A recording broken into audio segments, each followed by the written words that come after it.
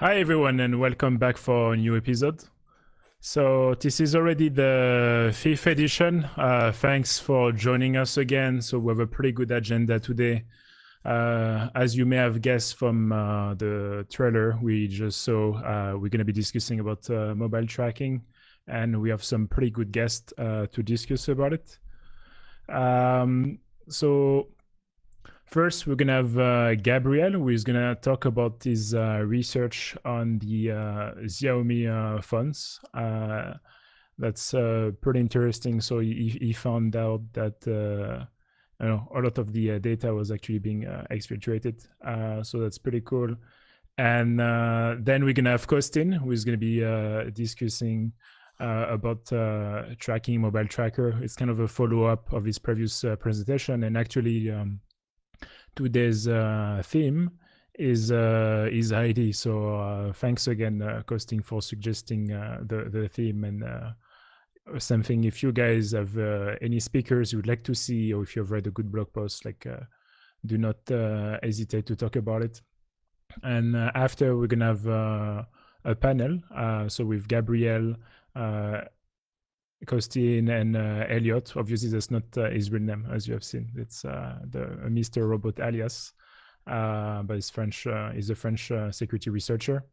And last but not least, we're gonna have Tim Baker from Theory, who's going to be talking about his last blog post where he was explaining how he's escaping the Chrome Sandbox, which is actually pretty cool too. And yeah, so same thing. If you're not on the Discord already, you're more than welcome to join it. We're around 300 people now, I think. So since the IRC channel fell through, Discord has been a pretty reliable alternative since then, and much easier to join. Yeah, so just to re-explain some of the things from last time, if you want to donate through MSF, you can still go on our website, and there's a donate button that goes straight to MSF whenever you click on it. So you can make a donation there. And the agenda obviously is on the website. And yeah, if you have been here a few times already, I'm pretty sure you're very familiar with the format. If you want to tweet anything about the show, don't forget to use the hashtag #OpCode2020. Yeah, so if you have any questions, you can post them live, and usually at the end of the presentation, I will take your questions and ask the speaker the questions. And if you have recommendations or suggestions for future editions, yeah, don't hesitate to give any of them. So that's pretty much it for now, as the introduction is pretty much the same as usual. So I'm really looking forward to this session, because as you may have seen, because we're in May now, almost in June, there is more and more applications being launched by a bunch of governments to track people with COVID-19.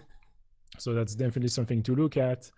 But before we talk about this, Gabriel's presentation is pretty good, because it's basically telling you, even though everyone is panicking and talking about those COVID-19 apps that we need to install, well, we should not wait for that to start to wonder if our phone is acting weirdly or not as it should be. Yeah, so if you can hear me, yeah, Gab, you can start sharing your screen, and yeah, then we'll launch the transition. So, but yeah, if you have any questions, anything, guys, don't hesitate. And let me move this here up. Okay.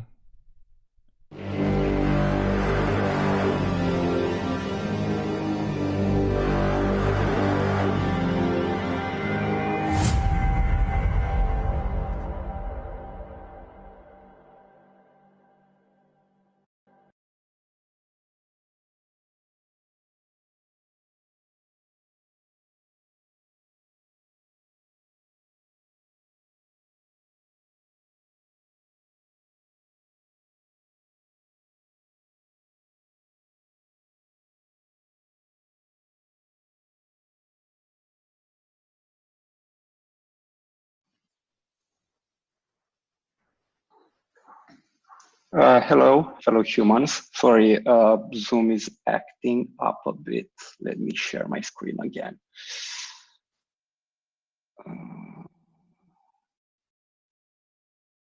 Okay. All right, nice. Sorry for the minor disruptions. Yeah, so today we're gonna talk about cheap Android phones and my experience in acquiring them and how they acquired me in the end. So I'm gonna do a small introduction then for those guys who are not that familiar with me. I just started working in this industry not that much time away. I'm pretty fresh in the industry. I started by hacking the public transit system in Romania at some point, and then when I discovered that my free fares are up, I turned my eyes on my car and found out that it knew way more about me than I knew about myself. Long story short, it logged everything I was doing, how I was driving, contacts, whatever, just like the actor that we're gonna talk about today. Now, recently I started turning hunting bots for white ops, but I still keep my eye on any privacy infringing companies. Yeah, so I decided to get a Xiaomi phone, and I mean, why get a Chinese phone, right? I mean, everybody knows that they're tracking everything, yada, yada, yada. But hey, they're pretty big. I mean, it's a privately owned company. They are the fourth biggest phone seller in the world right now.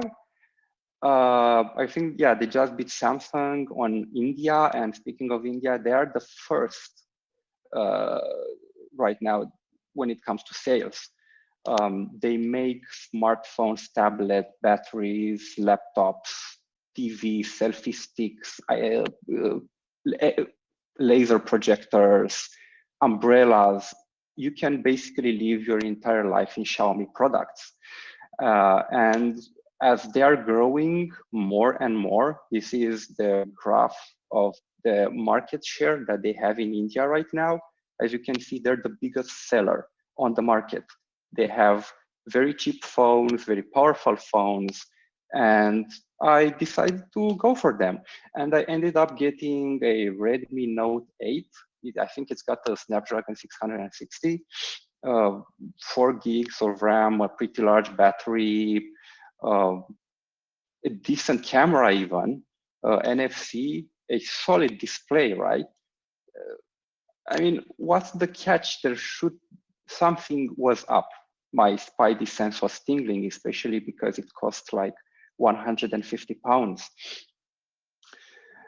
So for those that don't know about it, after Android 7 including, you can no longer intercept your SSL traffic on your own phone if you're using your own certificate. So this screws up a lot of proxies and whatnot. So I got my brand new phone, rooted, installed a custom system certificate so I could inspect the traffic that was going around. And yeah, in only three hours, it sent more than 24 requests to some random server in China. Not China, but the domain was controlled, was registered in China. It's a spyware in a box. They were sucking up all the data. My Pi hole was seeing alarms going all over the place. And inside their privacy, like their EULA, I would have consented to all of that data being shared. And this kind of became the new norm. And to give you an example of what's being shared right now, I'm gonna present a small demo that I did.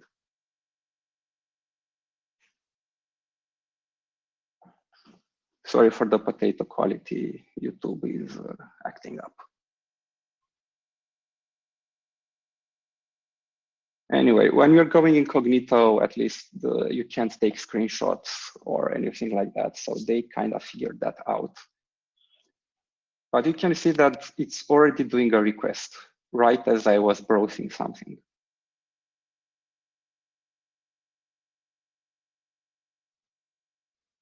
The page was loading up.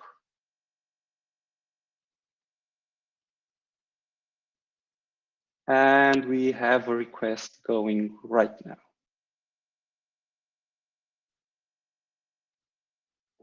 And this was the page that was going around in the background. Now we can get that data. Made a chef recipe already.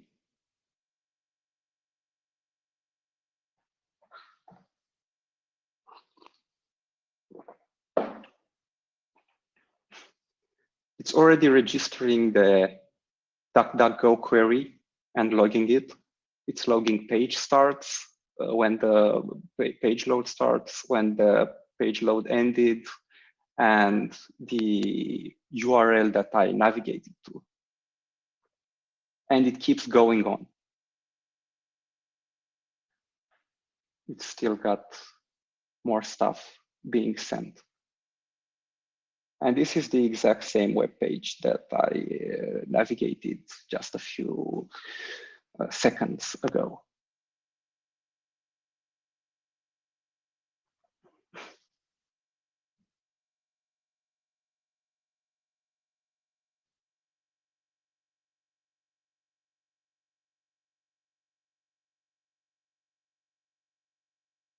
Now, if they were logging this anonymously, let's say that this was something all right, but they didn't.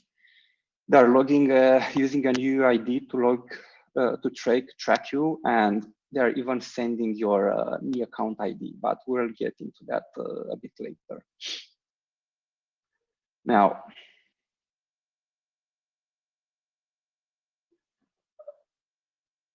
let's break it down a bit. I'm loading a web page in the Xiaomi, in the MIUI browser that comes pre-installed on all of the Android devices from Xiaomi. Where whenever you do any kind of event inside the browser, they send a request to their endpoint, sa.api. Whatever. SA comes from Sensor Analytics, which is a minor company that's offering analytic services, but maybe it's just a naming coincidence, who knows. And you can see that there is a base64 request coming right there. Now, the domain is being registered in China, and it points to some IPs in Alibaba's cloud infrastructure. Based on your location, the data ends up somewhere at these 3 IPs, at least recently. If you're from Europe, it goes to Singapore. If you're from the States, it goes to the US. And if you're from Russia, it goes to Russia. Now, to recap it a little bit, I got a new phone with no apps installed, only the browser. They did more than 24 calls in 3 hours to their Chinese infrastructure. This is a bit worrying, so I started digging around a bit more because this is not the end of the story. So in order to validate if this is happening in other places, I needed to find the exact piece of code that is doing this and correlate it with the request to prove that they're doing this for all of the Xiaomi devices that they have. So if you remember this slide, we're gonna use it as an example. We have the data list parameter that's being used here to log the data. I pulled the APK from the phone for the browser and decompiled it. And inside that APK, looked for the same variable, same data list. And I found it quick enough. There was only one reference. And this data list was in a function called send HTTP request. Then I took the HTTP request function and I started looking for references to it and hit another wrapper that would send the R7, use the R7 register, and put some encoded data inside.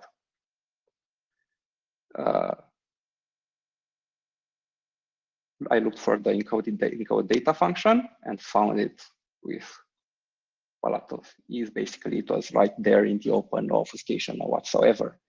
And this is how I basically found a way to decode the data. It was just a zip being done over the JSON with all of that logged information, and then they used base64 on top of it and just sent it over the wire. And after decoding it, we can look into more detail at what they're sending. It's the URL that you're visiting for any web page that you might visit inside their browser, the pre-installed browser and the default browser that's on the phone. The network type to which you're connected. But I guess this is pretty much a standard operation. Device info, like the model, screen height, width, and all of that mumbo jumbo that's usually sent by basically everybody. And this is where it gets interesting. It's an UUID that they pretend to use as an anonymization service. So they're saying that the data is anonymously sent because they use an UUID for all of this data, and they're not sending anything personal in the same request. But they also send your account ID, which is a MIUI ID, in subsequent requests, which also contain that UUID that we were seeing before. A MIUI ID is an ID that's that you have to create if you want to do anything on the phone, like use any Xiaomi service, like their theme, their app store. So most of the users would be tempted into actually creating one and leaving it there. And they even send whenever the user is in incognito mode.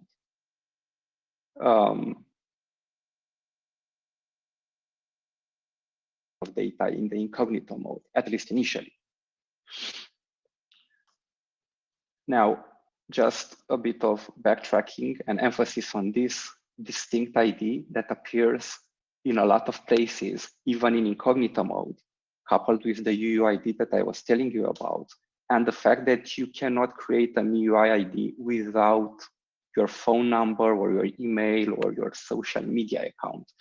It's impossible to get one unless you send any kind of some personal information. Not to mention that, for example, if you want to unlock your bootloader on Xiaomi phones, you have to have a MIUI ID and you have to actually use a phone a bit in order to not get flagged by them that you are trying to do anything shady. Now, one last recap. Xiaomi is sending the visited URLs, your browsing history, your search engine history, your browsing behavior, like how you are scrolling around on your phone and how long the pages are taking to load and what you're seeing on the page. And all of them can be correlated to the real persona, to the real you, even though at a shallow glance, they could say that, hey, but we're sending different requests. This is false. The personal request and the requests that contain personal info and the requests that contain anonymized information overlap. So it's quite easy to figure out who is navigating those websites or who is listening to that censored music, as we're gonna see in the future slides. And this happens even in incognito mode. So they just disable sending of your MIUI ID that I was telling you about, but they still use the same UUID. So you can still get tracked. But there is even more, because this is not limited to their to only their browser. This happens system-wide inside MIUI. So I decided to just browse around and look at some news. The problem is that when you click any of the news items that they display in their news app, it's not only you that's looking at that article, it's also the comrade officer. And they could have sent like an SHA or some kind of other hash in order to, I don't know, get some kind of personal preferences when it comes to news and display any kind of smart suggestions or whatnot. But they are actually sending the title of the news item that you clicked, the name of the publication, and a lot of other data.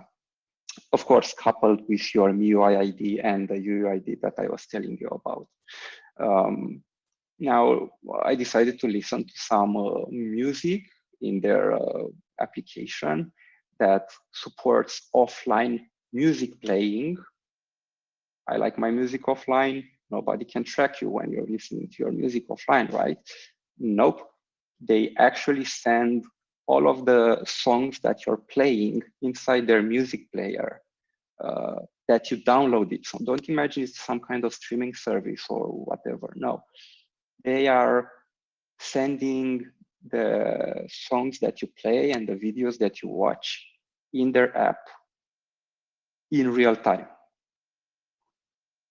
So, okay, like there's one more recap, but this is the last one. We have a company that's selling cheap phones that send the news you watch, the music you play offline, what are the home screen, how your home screen folders are named. And this initially I didn't notice, but remember some of the initial slides with 20% traffic, but I decrypted only a small part of it. This is how I found about that they are also tracking the name of the folders that you have on your home screen. They added some extra layers of encryption on top of that. They didn't use the same scheme, just zipping the JSON and sending it over the wire as base64. They use AES encryption with a proper IV. The key is stored inside Android's key store somewhere around, and it differs from app to app and from session to session. So they really put a lot of effort into trying to hide the more invasive habits that they are doing from the prying eyes of researchers. And this is something that is on my homework list. They use more complex encryption, so I guess the data should be even spicier than all of the stuff that I presented to you. But yeah, I couldn't decrypt the other stuff that they are sending, so I just wanted to see how, if they are, all of this data is being exfiltrated on all of the other phones that they have. So I downloaded the firmware I used for 4 phones, the Xiaomi Mi 810, the K20, the Mi Mix 3, and my Note. I used a Broadly extractor and SDAT to image in order to get a system.img file, which I then unpacked, and I pulled all of the APKs and VDEXs from the system.img. And all of them had this exact same code that I was telling you about. All of them were sending the information to their servers. So I guess it's a systematic issue. It's not limited to certain budget phones. This was present even on their flagships. And after I reported this to the press, and there was a bit of back and from with their, I don't know, PR team, I guess, that kept saying that they aren't doing anything wrong. They initially denied it vehemently. They were disappointed by the researchers investigating this. By the way, hat tip to Cyber Gibbons for having my back. After a few days, they started backing off a bit, still insisting that the users accepted their terms and conditions so they can send whatever they want, whenever they want. And finally, after a few more days, they released a patch and thanked us for our efforts. And fellow humans, I present you the patch. It's a toggle which allows you to enable or disable the enhanced incognito mode.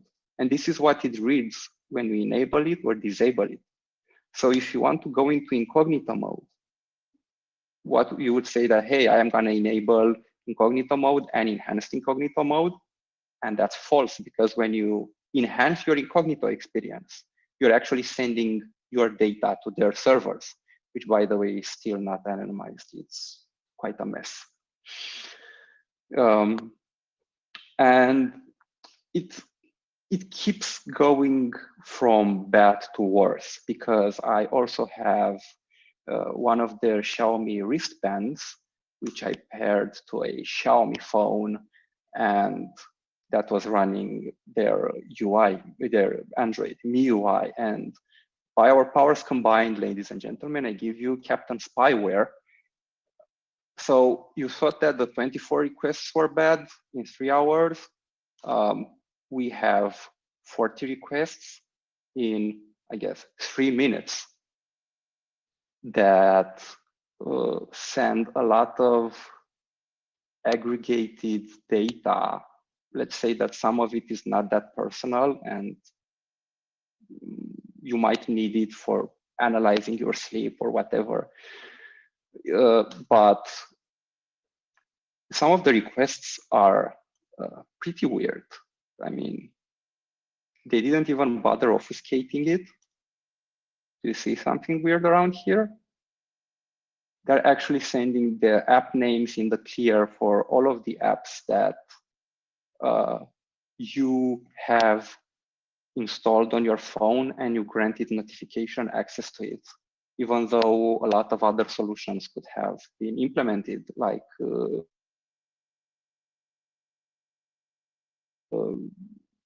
I don't know, encrypting them a little bit. But it's not that bad, even though we're quickly turning into one of those episodes from South Park, Human Centipede, where when vendors think that every user will read an EULA, and when they click agree, it means that they can just own the user. There are phones, for example, who don't do that. See this? This is an empty log. Nothing was being sent from a phone that surprisingly is made in China as well. It's an Oppo phone. So this is an Oppo phone, guys. Be like Oppo. Oppo is not sending anything, at least blatantly in view of me to their servers. And yeah, that was it. Thank you for your time. Follow me on Twitter for any additional developments on this, and on GitHub, because I'm gonna post a write-up at some point on of all of these shenanigans that I pulled. That's pretty cool. Thanks, Gabriel. Yeah, don't forget to send me your slides also after, so I can purge them on the actual GitHub. While we're waiting for some questions from the chat, So when did you publish that research again? Was it like a month, 2 months ago? I contacted a reporter about this 3 weeks ago. Okay. Oh wow. Beginning of May, I think. Yeah. And did you hear any feedback so far from like from vendors and like from journalists or? Yeah, the news spread like wildfire. There were, let's say, divisive views. Some of them were saying, hey, everybody's doing that. Well, in that case, I present you whataboutism, which is a pretty weak way of arguing against something. While others were pretty revolted on the privacy infringements that Xiaomi is doing. Yeah, definitely that's pretty crazy if you think about it. Is this the only vendor you looked at so far, or did you look at other like, for I would say like I don't want to say Asian vendors, but like non vendors, because like Xiaomi is like it's pretty big in terms of market share, right? I think they're also like super popular Yes. in Africa, even in Europe. I mean, they provide like, or just talking about it Yes. in the chat, no, like really good hardware for the price, but I guess you pay with your data. No, it makes more sense, you know? Yeah. I mean, when when a product is free, you are the product. Yeah. Yes, I did look. This is the first thing that I do when I get a new phone. I've noticed that Lenovo is doing something along these lines as well, sending your email correlated with the apps that you install and uninstall from your phone in real time. But back then, I didn't have that much time to focus on things like this. Yeah, I see. And someone is asking actually, do you have the list of all the domain names that Xiaomi is connecting to so they can add them to like a sync hole? I mean, a pi hole? Yes, I think that Costin already compiled a list of domains that you can just plug into Pi-holes. And it's somewhere buried in Twitter. Okay. You know, by the way, like whenever you we put the slides on GitHub if you want, you know, because it's just like a GitHub, you can just create a .md file and put the list of domains there if you want, you know, to centralize the information. Definitely. Because there's definitely a lot of people like using this. And out of curiosity, do you have any idea of what they do with the data? Do they even monetize it in some way, or is it just like straight like intelligence that they're gathering on users? So that SA subdomain that they have is really interesting. And there was a lot of investigation done by the reporter to which I whistleblow the issue. There's a company called Sensor Analytics in China and a lot of the API calls inside the code are named Sensor Analytics API, Sensor Analytics this, Sensor Analytics that. Which is the company you mentioned, right? Yes. So there's a pretty strong correlation between that analytics company and Xiaomi and other, let's say, actors in the Xiaomi board that have a lot of interest into companies that sell metadata, like browsing behaviors of users in general. I see. And so I think is this the only company you know about, or do you see like on other companies like Sensor Analytics so far? Because I would assume they have a website and everything, right? Yeah. They have a website, and where they kind of advertise things like this. I'm trying to find it actually. China is using AI. Oh, Al-Jazeera is blocked here. Are they based in China or in San Francisco? I see a company, but they're based in San Francisco. There should be in. So yeah, Sensor Data. It's a Chinese startup called Sensor Analytics. Okay. sensor analytics or sensors data. It's a startup. They acquired 44 million in a round led up by a New York equity firm. Okay. Xiaomi is listed as a customer on Sensor Data's website. You can find more in sensorsdata.cn, right? I think that's their website. Yeah. Years of investment. Yes. Sector. Thomas Brewster did some pretty solid from Forbes, research on them. Yeah, from Forbes. Yeah, he's pretty good. Like he's a one-man army at Forbes. Like he's looking at all the stuff and yeah. Okay, I found the website. I will have a look after. Looks pretty good.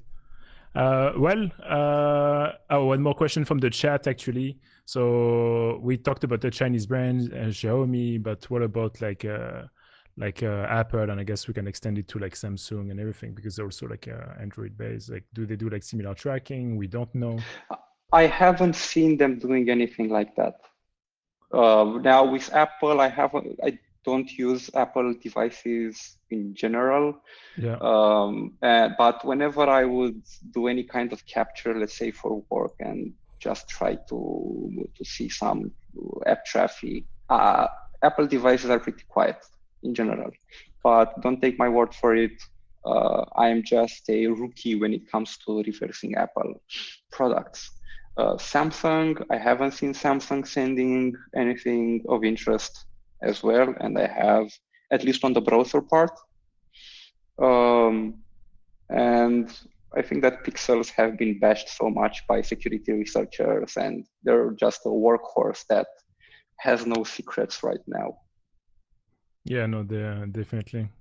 It would be interesting actually to compile a list of like data analytics company like in different countries, because at the end of the day, like if we just kind of like look at the software where it goes to, that's one way to look at it. But if you just like make a list of VCs from different country, and like, or even if you just go on Crunchbase for like data analytics and you just kind of narrow down results and see which customers they have, that's also a potential way of finding like similar, because I would assume like they have multiple customers, for instance, that company. Yeah.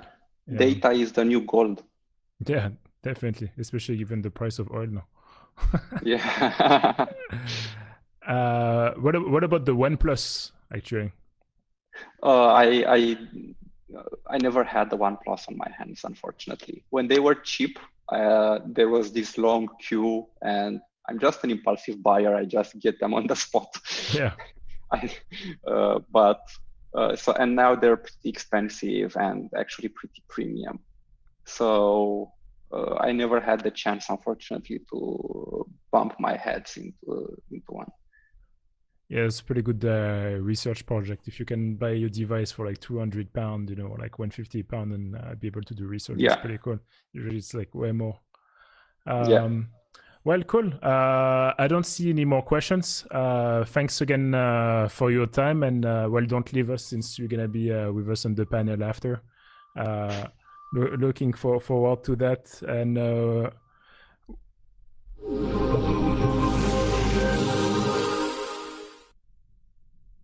yeah, and while Costin is gonna get ready to share his screen, I'm gonna give you a small reminder of like join the Discord. So the address is on top here. And if you're on Twitter, don't hesitate to use the hashtag that you see, I guess, here. And yeah, and if you have any like speakers or like any presentation that you have seen like lately, please like make recommendation. Like I was saying, like this whole theme around mobile tracking was a recommendation of Costin, and it's quite well timed because with all the tracking like being like the top one discussion now, especially when it comes to mobile. As someone who is not doing like mobile research at all, you know, I kind of feel like I've missed the boat because everything is like mobile oriented. But yeah, But at least it's good. I don't have to write blog posts and stuff anymore. I just have a YouTube channel where I can invite people like Costin to talk about cool stuff. Okay. Let's get ready for the next presentation from Costin about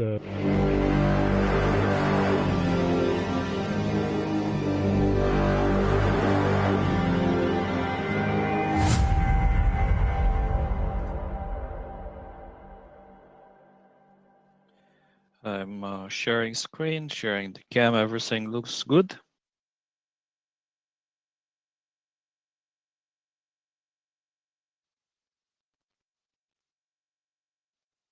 Please let me know if everything looks good. Yeah. All right. Thank you, Matt. And good evening, good morning, everybody. Yet another Opcode, virtual Opcode conference, and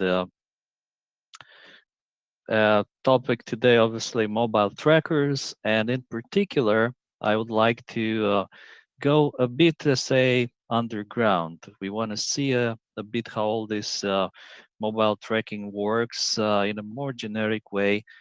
We've all seen Mr. Hook looking at a specific brand of phones. My research was more in the line of applications that everybody, including you, the listeners or the viewers, might have on your phones right now. So with no further ado, I will get into it. This whole research actually started in December 2019 when I read an article in the New York Times.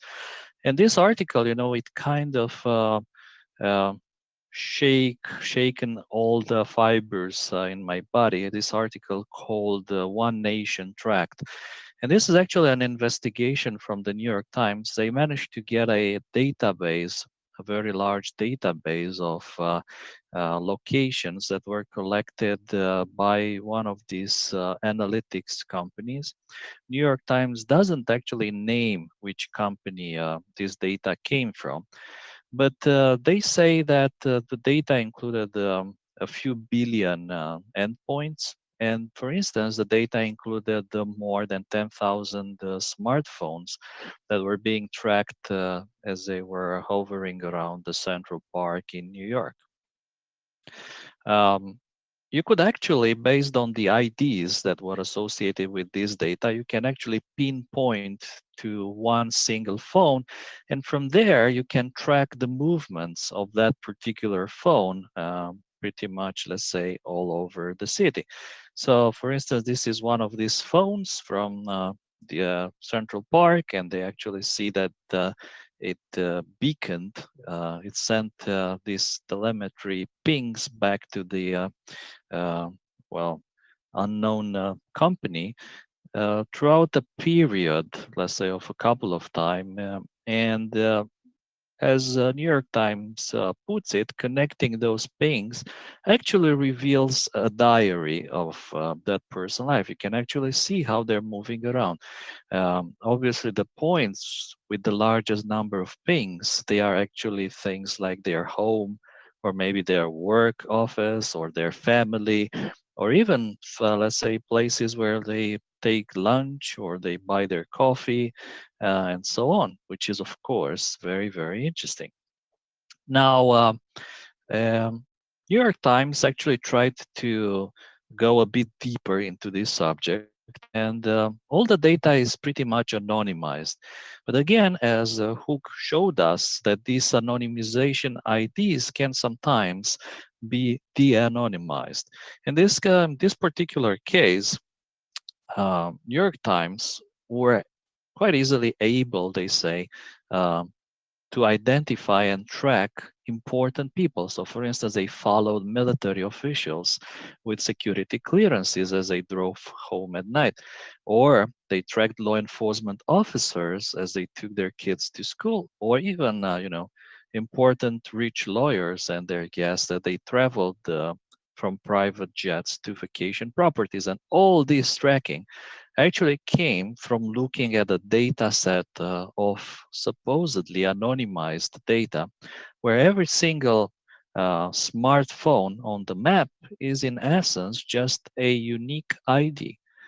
And of course, you might be wondering, how can a unique ID disclose somebody's identity? How can you actually find out who is behind that dot?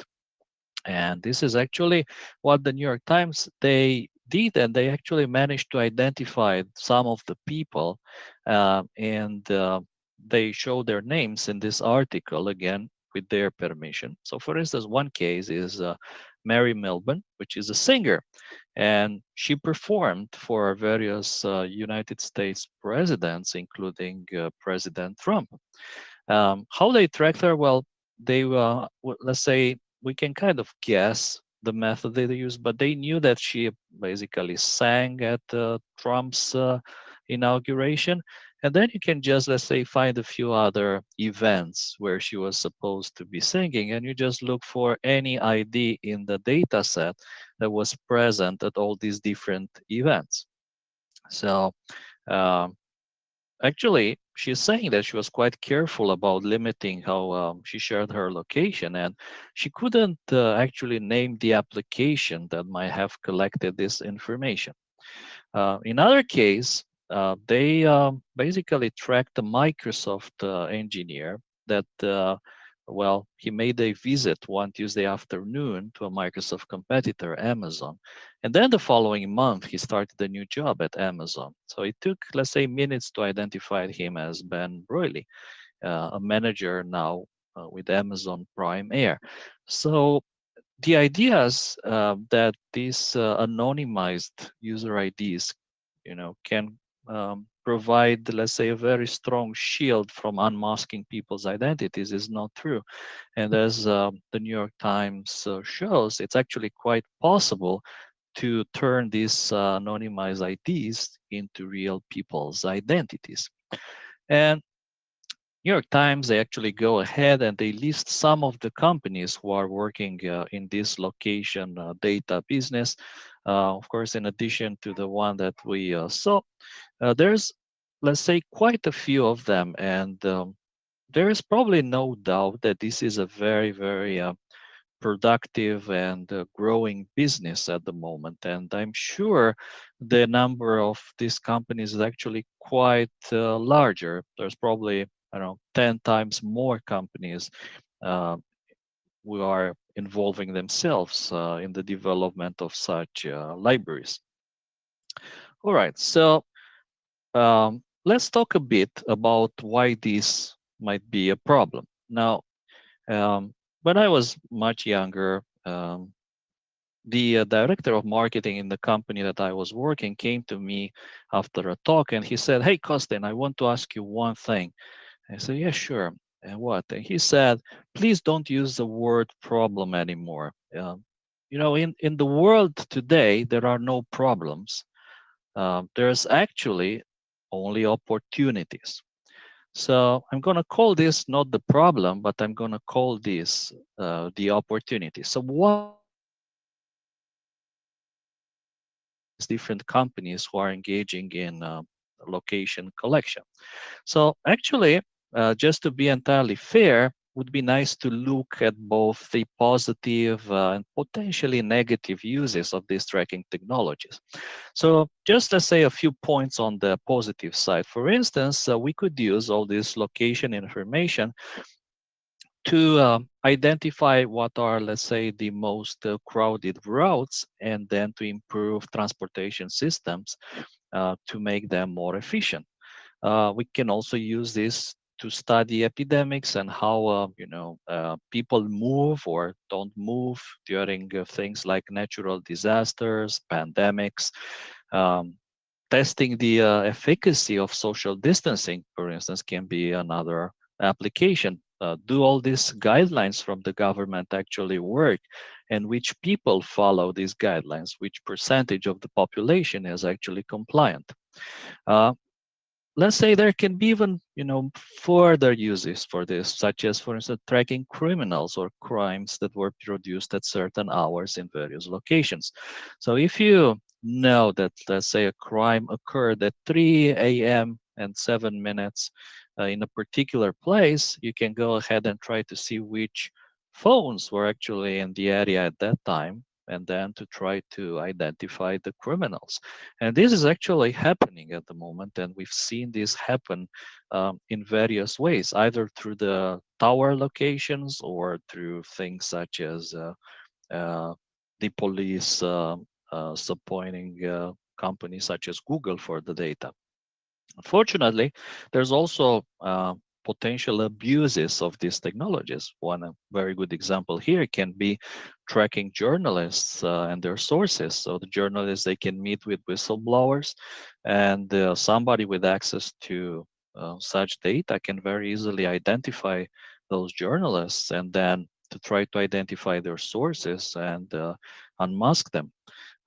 This can be used for the purpose of stalkerware, such as stalking celebrities, for instance, or all sorts of abuses, such as keeping tabs on employees.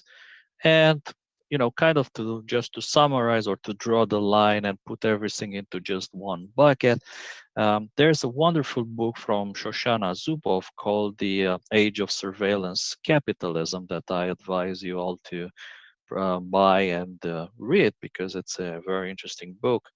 And in essence, all this information can actually be turned into money if you know how. And if you know how to use this information, this can actually be turned into loads of money. So just to summarize, we have both opportunities and risks here. And there's no problem. Again, there's no problem with this. Again, we need to look from the point of view of an opportunity. All right. So in March, to be honest, this story from the New York Times, it kind of feels that it passed. So obviously there were people reading, there were people worrying about it, but then, 2 days later, everybody forgot about it. And that is the sad things about these big stories nowadays, and that we see them, and then in a couple of days, everybody forgets.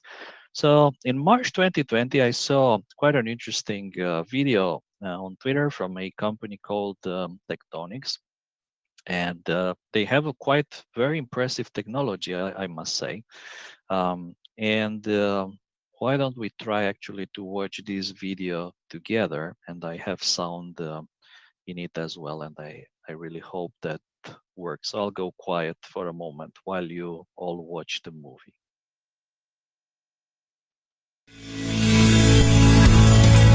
We wanted to see the true footprint social gatherings like spring break beach crowds could really have on our society in the face of a global pandemic. To do so, we started with the big picture, powering our engine with billions of anonymized location data points from mobile devices across the globe. Using Tectonics, we can then zoom in on specific regions. Here, we focus specifically on just one beach in Fort Lauderdale during the month of March. Again, each of these data points shown on the map corresponds to a unique mobile device active on a given day. You can see clearly that device activity spikes during the 2-week stretch of early to mid-March corresponding with spring break. No surprise. Now, using an analysis called a spider query, we can actually track movement of these devices over the remaining weeks of March, seeing where these devices went after spring breakers left the beach. As we zoom further and further out, it becomes clear just how massive the potential impact just one single beach gathering can have in spreading this virus across our nation. It can be hard for us to realize sometimes just how connected our world really is, until the data tells the stories that we just can't see.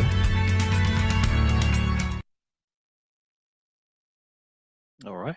So just as a disclaimer, I absolutely agree with the conclusion of this video, which is that social distancing really works, but the potential of all this to turn the spreading of COVID into a nightmare is there. So, of course, that there's many companies out there who have been pitching their technologies and how they can be used for the purpose of tracking the COVID-19 spread. I don't know if you guys noticed, but one of the interesting things was here in the beginning in this interface, you see the amount of telemetry points they have, and there was about 13 billion telemetry points. All right. After this video, to be honest, there were a couple of questions kind of unanswered. And for instance, one of them came from Colin Anderson, who's a researcher that I respect a lot. And he wrote on Twitter a question: where do you get your location data? Are you the first party for any of these apps? And what are the specific methods for anonymization? So kind of, let's say, this question also triggered my interest, and especially I thought that if Colin doesn't know the answer to these questions, maybe it's actually a topic worth researching. So one of the things that attracts your attention in this post was the fact that they said a partnership with XMode Social. And if you remember the New York Times article, it's actually, there's XMode right there in this selection of companies who are working in the location data business. So the things, they kind of connect. Here we go. We have another example, practical example of how the data, the telemetry and location data is getting collected and how it can actually be used. In this case, why not, for very good purposes. Of course, from my point of view, the first question that came to my mind when I saw this is, am I a ship? Am I one of the points in these graphics? Well, is my phone, or are my phones actually running some of these applications, sending the telemetry 24/7 to their developers and further being sold through different networks to other entities and so on and so on. The only issue is how to check, how to find out if actually any of the apps on my phone do send telemetry. Actually, if you go to the XMode website, they have a easy to integrate SDK. And if you look there, they kind of recommend app developers to integrate this ad-free SDK and basically get a revenue stream out of it, which means you're going to get paid in money for binding this SDK in your smartphone app. And there's no advertisement. Like, what are the most annoying things about free smartphone apps? Those are the ads. In this case, there's no ads. So that's good. And actually, there's a monthly earning calculator there, and I put two random numbers. I said, like, my app has 1,000 United States users, and I have 1,000 global users. And for that, the potential revenue calculated by this small web page app is $33 per month, which comes actually from about 3 cents per user in the United States, and 0.3 cents for the users outside of the United States. So basically, if you're in the States, your privacy is worth about 3 cents per user. If you live like myself, somewhere else, like Romania, your privacy is worth about 0.3 cents per month. And the good news is that it's quite easy actually to install this SDK in your app. It is a quite efficient, battery efficient location collection software. So at this point, I was saying to myself, this is wonderful. How do I get the SDK? I need this SDK for myself so that I can see how it works, so that I can check if any applications on my phone actually have this SDK integrated. So there's an FAQ on the XMode website, and there's a couple of questions. Does your SDK impact the user interface? No, it's all in the background, so that means it's invisible. Does it affect the battery life? Well, typically 1 to 3% battery drain. How large is it? Half a meg. And is this legal? This is a very, very important question. Is this legal? And the answer is most definitely. Apple, Facebook, Twitter, Snapchat, they all monetize on their data one way or another. And without GDPR compliant SDK, we make sure everything is kosher. So everything looks good from this point of view, let's say. but the question remains, how can we find the SDK?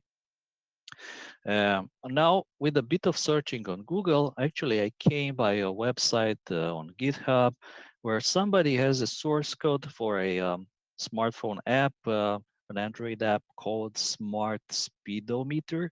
And actually, I noticed that there was a small line in there. You see it is xmode SDK.init. It's commented out, meaning that, well, he removed this from the source code before making it public, maybe because he's not allowed to publish the SDK. But nevertheless, this kind of gave me an idea. What if we try to find other applications which have this xmode SDK.init in them? So I turned to my favorite Yara hunting platform, which is a virus total malware intelligence. He put together a very simple Yara rule that just has one string in there, which is xmode SDK. I fire up the rule, I waited a bit, and I got 29 matches for that. And there's also 500 other matches for the pro users. To be honest, I'm not a pro user myself.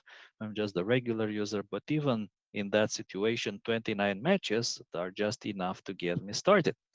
So I took effectively the, in alphabetical order by hash. I took the first hash from there and I started looking into it a bit to see what it does. So this is an application for Android, and the nice thing about VirusTotal, it actually it shows you a bit of behavior, how this application behaves. And there's a bunch of URLs that this application tried to contact. For instance, there's one signal. And I was wondering if this one signal is actually the xmode SDK, but somehow it doesn't sound. So at this point, I don't see anything in there which is xmode related, but I looked at the permissions for this Android app, and we have access to the find location, which in other words is saying that it tries to get your exact location through the GPS. So this looks good. It means that whatever we found here has the potential to be interesting. So I opened this in my favorite viewer, which is Hue. And as I was looking a bit through the DEX file, this is basically classes.dex. I did search for Xmode in there, and I did find, as you can see in there, Xmode SDK.java, Xmode service, and so on, and then a bunch of base64 encoded strings. And immediately this attracted my attention. I thought, obviously, the telemetry endpoints must be encrypted in a way so you can't easily see them in the binary, which makes sense, which is also why we can't immediately see anything like, I don't know, xmode.com in the binary. But these strings, these base64 encoded strings, they looked very interesting to me. And I had the feeling that they are encrypted in a very poor fashion. So I took them into CyberChef, one of them. Then I just applied the base64 decode, and then I applied the XOR brute force. And immediately there's something in there which attracts your attention, and that's a plain text URL, atbbearclaw.com, and so on. So I went there to check the whois record for Bearclaw.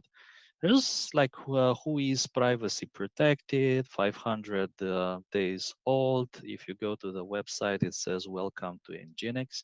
If you ping the exact endpoint, actually you get a response. So that means that the website is operational and the endpoint for this actually works, which is all quite interesting. Later I did a search on Google and I was able to find the research from Checkpoint, and this research from Checkpoint actually talks about an Android app fraud, the Bearclaw and Haken clickers. So there you go. I just discovered a clicker that was embedded in the application, which is all very interesting, but sadly, it's not what we were looking for.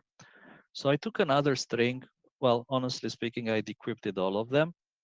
Here's another example. This one decodes to udata elephantdata.net. what's that? We can go to their website and we see that Elephant Data is a company that wants to build a better business through big data.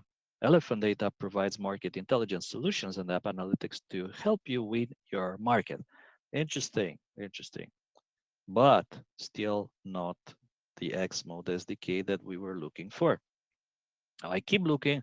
At this point, I just decompiled the entire APK, and one of the things in there, which was called P014IO, actually it does have inside a function which is called initialize if granted permissions, and this is part of the Xmode SDK class.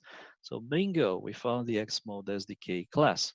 So as I kept looking around, trying to see exactly all the data, where the data is going, I discovered that actually it was going in plain text to this Amazon Web Services address, which is not obfuscated or anything. So everything is in plain text. And I did check in the library to see what kind of data is going there. And this actually can be found by jumping through a few classes: location intent service, which uses fetch data utils, which in the end uses location X mode. And this function actually collects a couple of things, such as the altitude, latitude, longitude, bearing time, speed, accuracy, battery level, then a few other network related identifiers, including the Wi-Fi SSIDs, which is all kind of interesting information, which is collected again whenever there's a location change notification. And by the way, if you're wondering what did we analyze here, well, this is a application that is called the Snow Day Calculator. So you need to input your location or zip code, and then you get some predictions for it. If you check it on Google Play, the people are not very happy with it, unfortunately. As one guy here commenting that, well, he had the app for a while, but then he opened the phone and the phone said that the app was a virus, and this never happened to him before. If we look a bit further, we see that there's about 5,000 installs for this application. So just to summarize again what we saw inside just one application, there's the Xmode SDK in there, there's Bear Cloud, there's Elephant Data, there's one signal.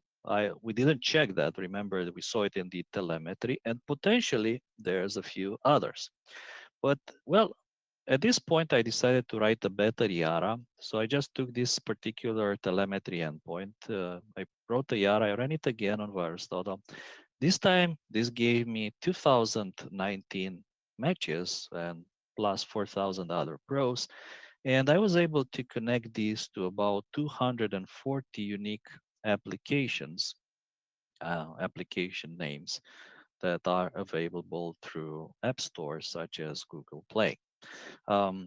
Obviously, I didn't analyze all of them by hand, so I tried to do some statistics to better understand what's inside this application. So for instance, I wanted to see what are the most common strings in this application. So for instance, what we see here, things like example.com, Wikipedia, Google, plus Google.com. There we have app measurement, and app measurement is another telemetry SDK. You see it in there with 1,170 hits. And then, a few others in there. So what is potentially, let's say, more interesting is the number of installs. So I did a bit of scripting in there. I took pretty much all these applications. So I did some scripting to try to get the number of installs from the Google Play Store for every single one of them. So for instance, there's one of these applications which has over 10 million installs. And if you look there at the interactive elements, it shares your location and it has in-app purchases. So sharing your location, 10 million installs, quite interesting. So I pretty much counted everything together to see how many applications we have in total and how many potential installs. And the number that I came up is about 500 million installs, with a very, let's say, small footnote in there, which is that this is the theoretical number of max installs if all the installs are unique. And in my opinion, most likely they're not unique, meaning if there's two applications, each one with 10 million installations, then there's a good chance that it's not 10 million people and 10 million people, but it's quite possible that 5 million people have both applications at the same time, which is why I say up to 500 million installs. Well, nevertheless, if you combine everything together, the smallest number was over 100 million installations. So I think that that is still significant. So, well, just to summarize and a few conclusions, there's practically hundreds of free and paid smartphone apps which are linked with this mobile SDKs to collect your location. And well, is this legal? Most definitely, as you can see, as you have seen there on the Xmode website. Actually, I think there's some discussion around this topic that in reality, there's no laws which regulate how this information can be collected or used.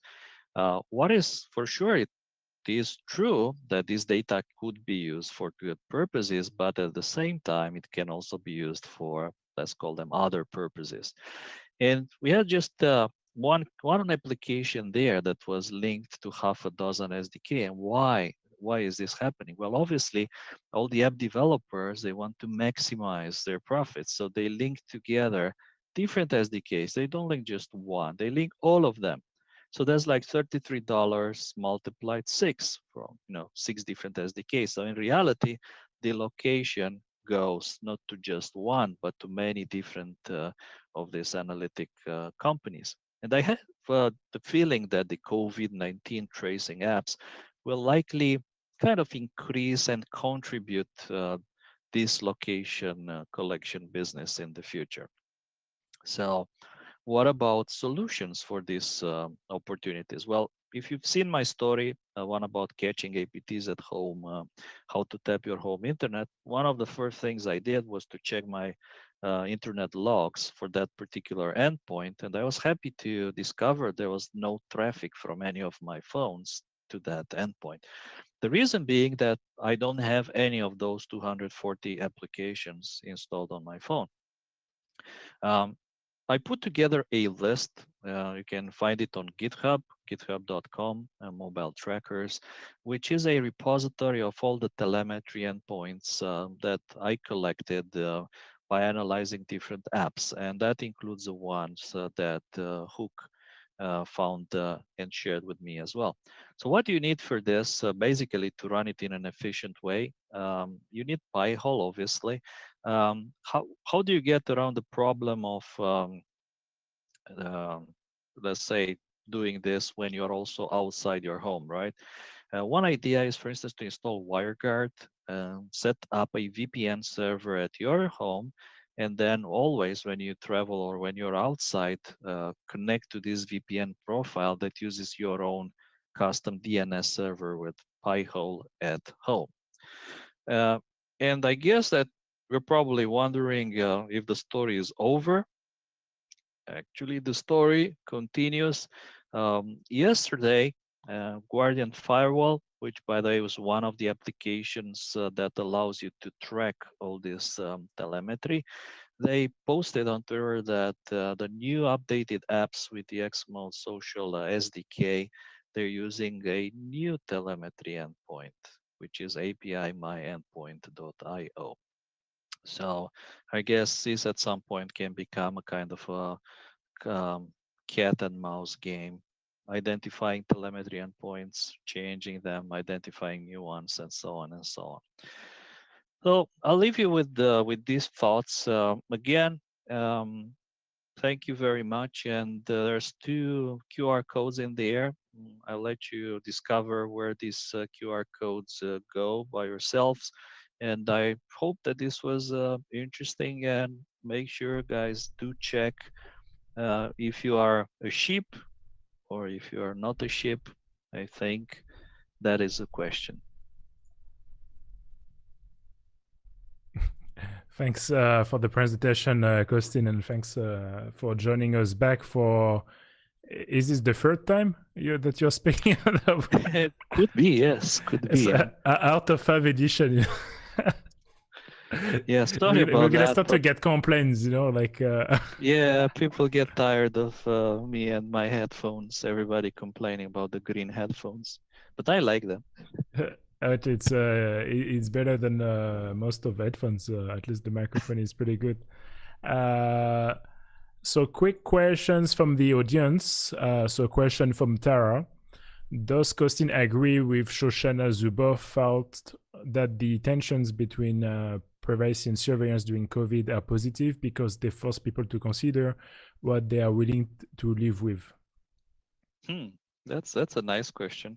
I haven't heard about this opinion. I didn't know that Shoshana is still commenting on the topic.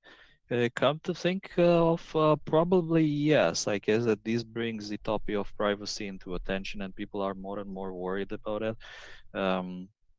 Well, everybody is pretty much, let's say, stuck at home with a lot of time to think. So this is when people are stuck and thinking about things. That's probably when there's changes, or there's, let's say, positive changes. Yeah, actually, there's a comment in the chat from Ayman, who is saying everyone today will accept being tracked for healthy reasons today or tomorrow to prevent future pandemic. Unfortunately, they're the new norm today that evolve so fast from the past. So there's Yaga, who was one of the participants in the disinformation roundtable, who's disagreeing. Although I do remember that Bo Schneier published a blog post not too long ago where he was saying like mobile applications like to track people is a dumb idea, and that there's probably like two ways that people would accept to be under surveillance, and health is one of them. I think it was Bruce Schneier, if I remember correctly. It's an interesting theory. Health and maybe security, right? Yeah, exactly. Which is what's happening for the past 20 years, right? 19 years, and it's working pretty well. Jaziel, Costin is the C in opcode. And hopefully the O. Oh yeah, but the O is yeah, that's a good one actually. Let's scroll down. Question.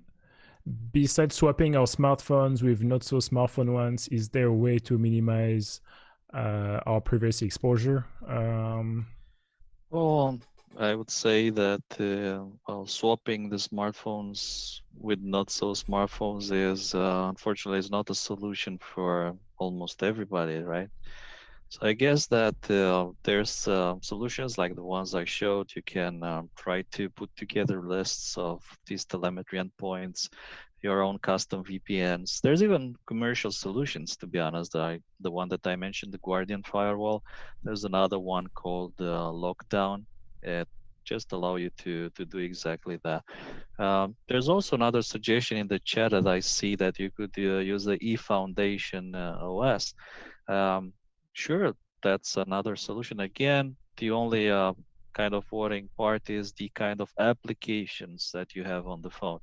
So the eFoundation phones, they can come kind of empty. You think you even need to install some kind of a camera photo app, and the one that is open source is not as good as the ones that come with the original hardware.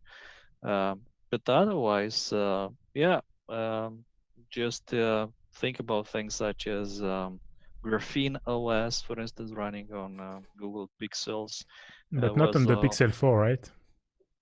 Not on the It's Pixel on the 4, old Pixels. unfortunately. Yeah. Yeah. I hope they port it to the Pixel 4 soon, because it's a good choice. It's a solid choice. Again, you still depend on the apps, and the question is how many of the apps that you have on your phone, be it whatever, let's say Android, iOS phone, even eFoundation or Graphene, actually send telemetry with things such as the cell ID or the Wi-Fi SSIDs or Bluetooth and so on to unknown telemetry endpoints. Yeah, I mean, I'm seeing in the chat, like Yaga and Sima saying we need to invite Greg back to discuss about OPSEC to see what would be the best way of avoiding, I guess, invasive surveillance in 2020. I mean, I personally generally use like a Nokia as my main phone. But the main reason is like everyone thinks it's because of security, because they know me, but it's just because the battery lasts longer. Like, Makes sense. Yeah. Yeah.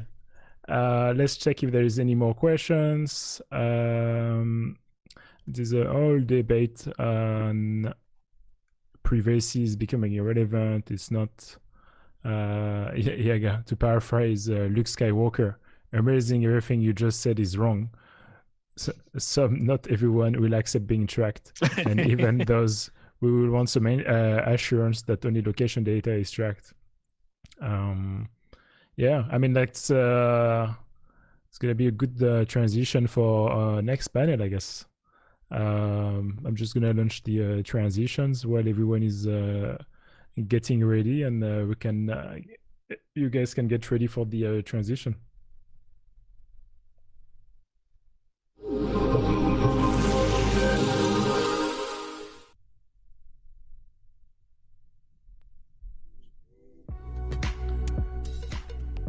Hi guys, and welcome back for a new upcode. I hope you're subscribed to the channel. It's much easier than sending mailing list, actually, to be honest. I would say that the main reason that I would say like you guys should subscribe.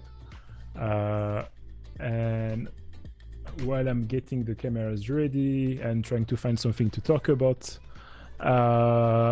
yeah, definitely don't forget to use the hashtag. All the slides are going to be available on GitHub. So if you want to check the materials after, it's going to be on GitHub. And also, the presentations, obviously, because it's live, it's already available on YouTube.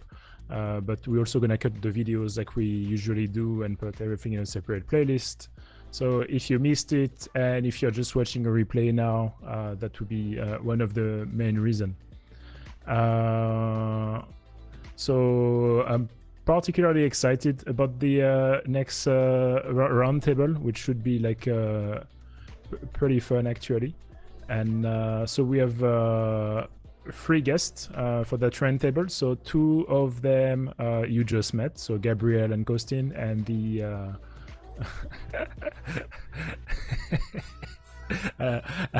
I think people are gonna like the top tank, Gabriel.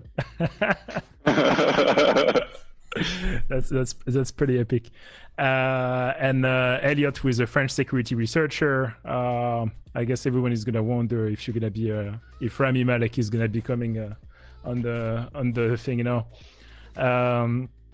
And yeah, so I guess that's pretty much it. I'm just launching the transition again, and while we get ready, and that's it.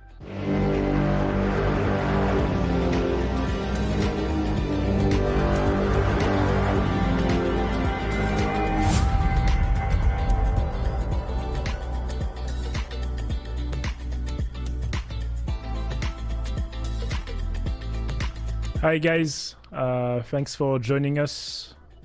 So let's check if everything is okay. I think everything is okay. And yeah, so thanks for joining us. So we have Gabriel, Elliot. I don't know if you want us to call you Elliot, or if you want to use Baptiste is okay. Baptiste, okay, that's perfect. Yeah. And obviously Costin, we just talked about the what was the name of the SDK again? Xmod? No. Xmod SDK.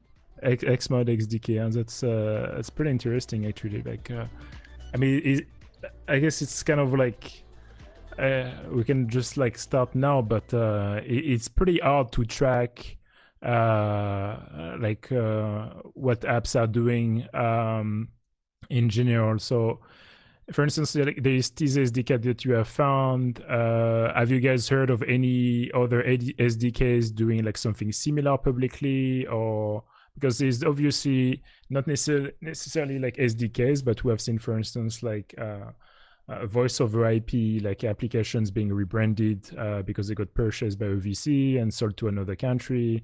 So it's a bit like harder to keep track of it. But what about SDKs? Have you seen that in many places, or? Well, speaking from what I've seen, as I said, there's like dozens and dozens of these SDKs that people just link into their smartphone apps for small profits, like $30, $300 per month, something like this. From having 10,000 users is quite possible there. Again, there's dozens and dozens of these SDKs, and it's probably quite complicated to keep track of all the endpoints and to see, let's say, which applications do that and which do not. It's even worse that sometimes you confuse them with malware or adware as well. They just behave really shady and you end up diving really weird rabbit holes. Well, this is especially the case with the bear cloud thing that I showed that, well, the checkpoint researchers called the clicker, and they talk in depth about how this, does click fraud in essence.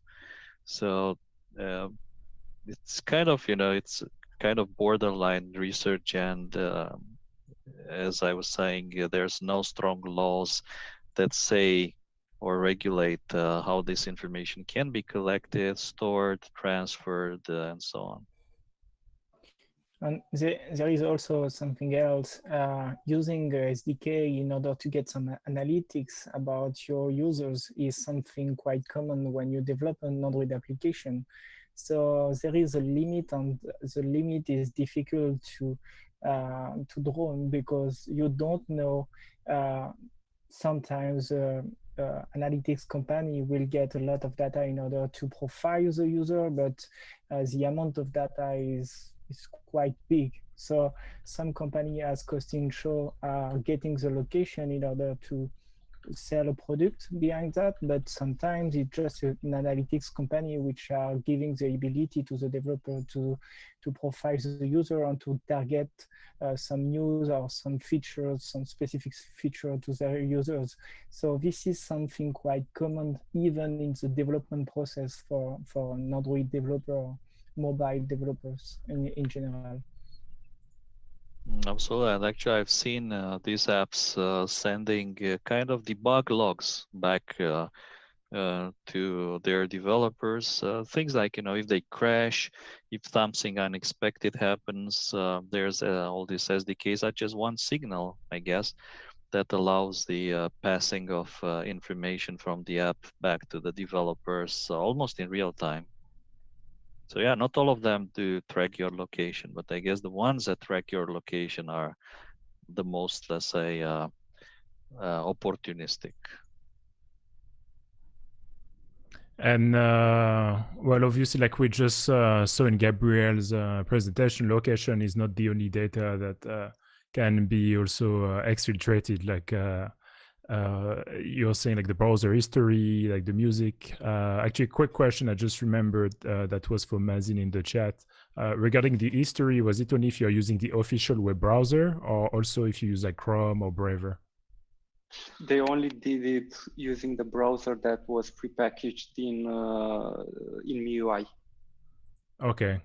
So oh, and I forgot, fun fact, it also happens on the browser that's that they published on various stores as well. I see. And so speaking of the different apps you guys have been looked at, so Gabriel and Costin, so you had the time to give a full presentation. But Baptiste, you have been quite popular in the Indian community over the past few weeks. Can you like summarize for us and our audience what you have been like this, well, basically what were your findings at what you did with Aarogya Setu? I mean, I don't know if I'm pronouncing it right. Actually, someone in the chat was also asking about it. So India recently published a contact tracing application, like many countries, in order to fight COVID-19. And this application is getting regularly the Bluetooth ID of people around you, and also is getting the GPS location regularly. So 2 months ago, just after the launch of the application, I decided to look at it. So I found the first security issue, which was not a very big issue. I mean, between maybe low and medium. Basically, web view activity was exported. So it was possible for an external attacker to open this web view activity and to read the internal file of the application. So they fix it in the version just after without any communication. They just fix it. And recently, like 1 week ago or 2 weeks ago, I looked back at the application and I found, so there is a feature inside the application which gives the ability to the users to know how many people are infected by COVID-19 around you. So you have the ability to say, I want to know how many people are infected in a circle with the radius of 500 meters, 1 kilometer, 10, 2, 5 of 10 kilometers. And this, when I looked at these features, the request made by the application, there was no restriction at all in the parameters. So you were able to set the location of your choice, but also you were able to set the radius of the circle you want to look at to something very, very small, like 100 meters. So it gives you the lack of restriction and also the ability to do a lot of requests gave me the ability to know who is sick in this particular house, for example, or in this famous places like the parliament, the Indian parliament, or the PMO, the Prime Minister office in India. So I was able to see that, for example, 2 people were infected in the PM office, something like that. So it was more a privacy issue. It was a way to abuse the functionality inside the application. So it was quite fun. I wrote a small write-up about it, and it literally blew up. So yeah, it was the communication phase, and I got a lot of new followers in India, a lot of comments, a lot of press release. So I try to do my best to explain what it is. And after that, I worked also on some dashboard, because in India they decided to release, each cities decided to release some maps with the location of people infected by COVID-19 with their personal data. So there is a big work in general at the country level to spread the message that privacy is important. If you are sick, you still have some rights. You still have the right to have a privacy. And there is a medical secret in France, for example, and this secret is for good reason, because if, for example, people around you know that you are infected by COVID-19, you can have some discrimination. You can be discriminate because of your health status. It's funny you're mentioning, just to jump on that, the medical secret in France, if I remember correctly. When was that? Weren't they giving like like 25 euros for like each people they would report back to the government, to medical doctors, to all the GPs in France. So because even like Macron said like this is a sanitary war. Yes. So that's like a question mark around the medical secret now, I guess. This is quite a big topic, and this is why there is a hot debate around the contact tracing in general. Mobile contact tracing application, but also manual contact tracing, because in order to fight a pandemic, you need to trace the contact of infected people. And in order to trace the contacts, you need to go inside this privacy. And for example, in Taiwan, if I remember correctly, they decided to look at the bank accounts, they decided to look at the CCTV or at the phone records in order to know exactly where you want the last 14 days. So it's in France, we as a government try to do something in the middle, but yes, it's a violation of the medical secret, because if doctors send to a non-health professional some personal data, it's a little bit complicated, and I don't think it's quite legal. Just a quick question for the Indian app, since you had a good deep dive in it. How many users, how many people installed the app? 100 millions at this time. 100 million?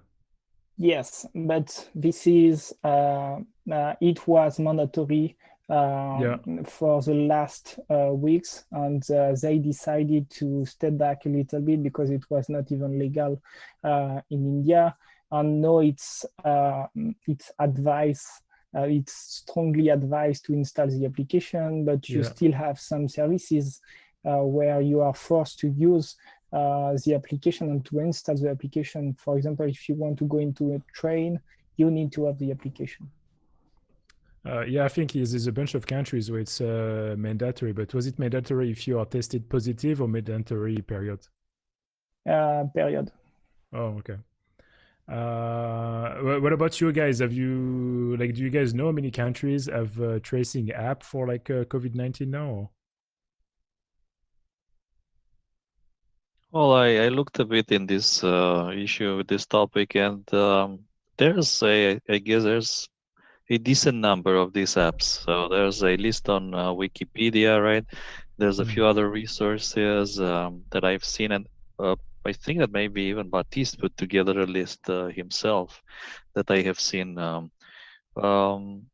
It's quite interesting. There's a large variety. Some are mandatory, some are optional. For some countries, there's even 2 different apps, right, per region. Perhaps maybe even Baptiste wants to share his thoughts about this. Yes, so I made a list on GitHub where you can, so there is a repo where you can find all the contact tracing application I found all over the world. And as Costin said, in some countries you have 2 applications. For example, in Spain, you have 1 application for Madrid and you have 1 for Catalonia. In Italia, it was the same thing. You had multiple applications at the beginning. In some countries, this is mandatory. I think in Qatar recently, like 2 days ago, they made the application mandatory. In India, as we said, but in a lot of European countries, this is optional. And in the US, they released an application quite recently too. So we can see a lot of initiative, a lot of new application made by the governments all over the world. They all made different choices. Even in Europe, they didn't manage to do the same thing and to use the same protocols. There is a hot debate in France, especially whether we have to use a centralized protocol or a decentralized protocol, what is the best in terms of privacy. So this is, in my opinion, this is the biggest issue. We will see a lot of new application. All these applications will be different. and they will, all the government will try to use the legal system, their legal system, in order to enforce the use of this application. And some of these apps are not really privacy friendly, so we have to be careful and to expose what these contact tracing applications are really doing. And so based on your observation, since like the pandemic started, I guess it has been a few months now, do you think like contact tracing as an app is useful, or what what type of like results do you think governments are getting out of it? Because from one aspect, you know, like if you feel like they need to have an app to like keep track of data, you know, when we know they're just struggling to get their own numbers, like from hospitals and stuff, you know, and then suddenly like they expect an app is going to do it. Is it really useful for governments? Is it really useful for people? Clearly, this is not really useful at the moment. We cannot prove a mobile contact tracing application is really useful because this is something quite new.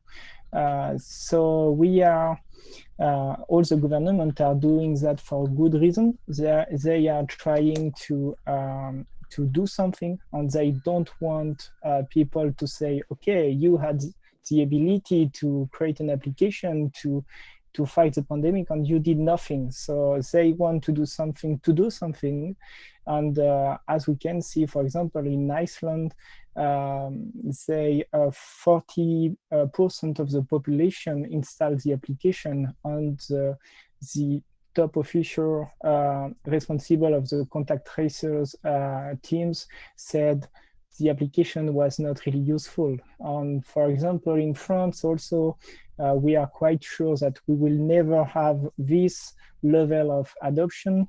Maybe the estimation we will have maybe between 5% or 10% of the population with the application installed. And we know that with this level, the application is not that useful. This is the same thing in Singapore. Singapore is an island with a small population, and even with this configuration, they didn't manage to use the application to fight the pandemic, and they were forced to declare a lockdown. So everyone is quite agree on the fact that today this is not magic. It's not really useful. It's creating new issues. For example, in Australia, they I think it was 2 days ago also, they said they were unable to integrate the data. The contact tracer were unable to use the data from the application because there is a integration issue.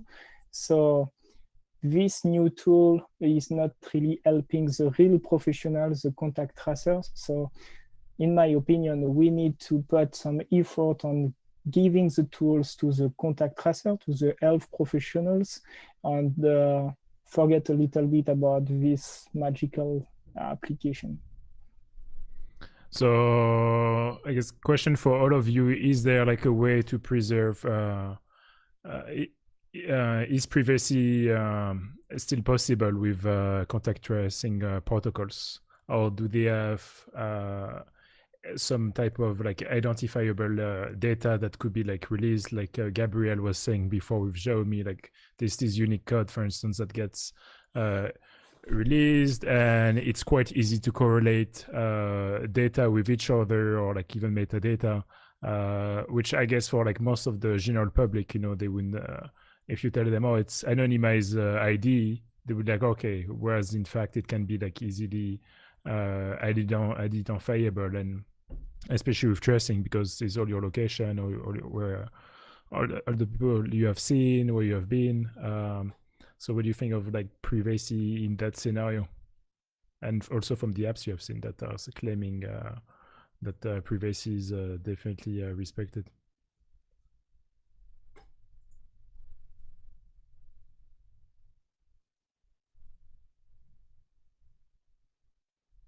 I think it pretty much depends on the effort that somebody wants to put into just unraveling whatever type of, I don't know, scheme the entity that stores the data used in order to anonymize all of that. Just like a lockpick, there's no such thing as a perfect lock. The effort is what matters. There is also an important point to say. In Europe, for example, at the beginning of the pandemic, a lot of researchers from universities all over Europe decided to work on the new contact tracing application protocol with privacy in mind. And even with their effort, these guys are very, very good, and they created a protocol. They did their best, but even with this amount of skills, time, and effort, we can see that their protocol has some limitation. And as I said before, there is a hot debate between centralized or decentralized protocols. And we can see that in both protocols, there is some limitation in terms of privacy, and nothing is really perfect. And this is the core of the issue. We are fighting a pandemic, and in order to fight this pandemic, we are trying to put technology as a solution and preserve the privacy. It's a little bit complicated, because at the end of the journey, you want to go to the doctor. You need to go to the doctor. You need to be cured by someone. So you need the identity of the infected people in order to say, okay, you have to stay home. So this is a human issue, and we need to enforce the human relations, in my opinion, and privacy cannot really be protected if we use the technology to fight the pandemic. And what about Singapore, for instance? Because they tried different things, right? They have these app like Trace Together that they claimed they would open source it. I don't know if they ended up doing it. They did. Yeah. They did. So has any other government used it, and has the Singapore experience been successful? Because I've seen even in China, like now, they detected new cases. So they're doing the confinement and again, and out of all the countries doing any tracing or surveillance, you'd expect China to be using the latest state of art, in that term. So is there any experience that has been successful so far, or?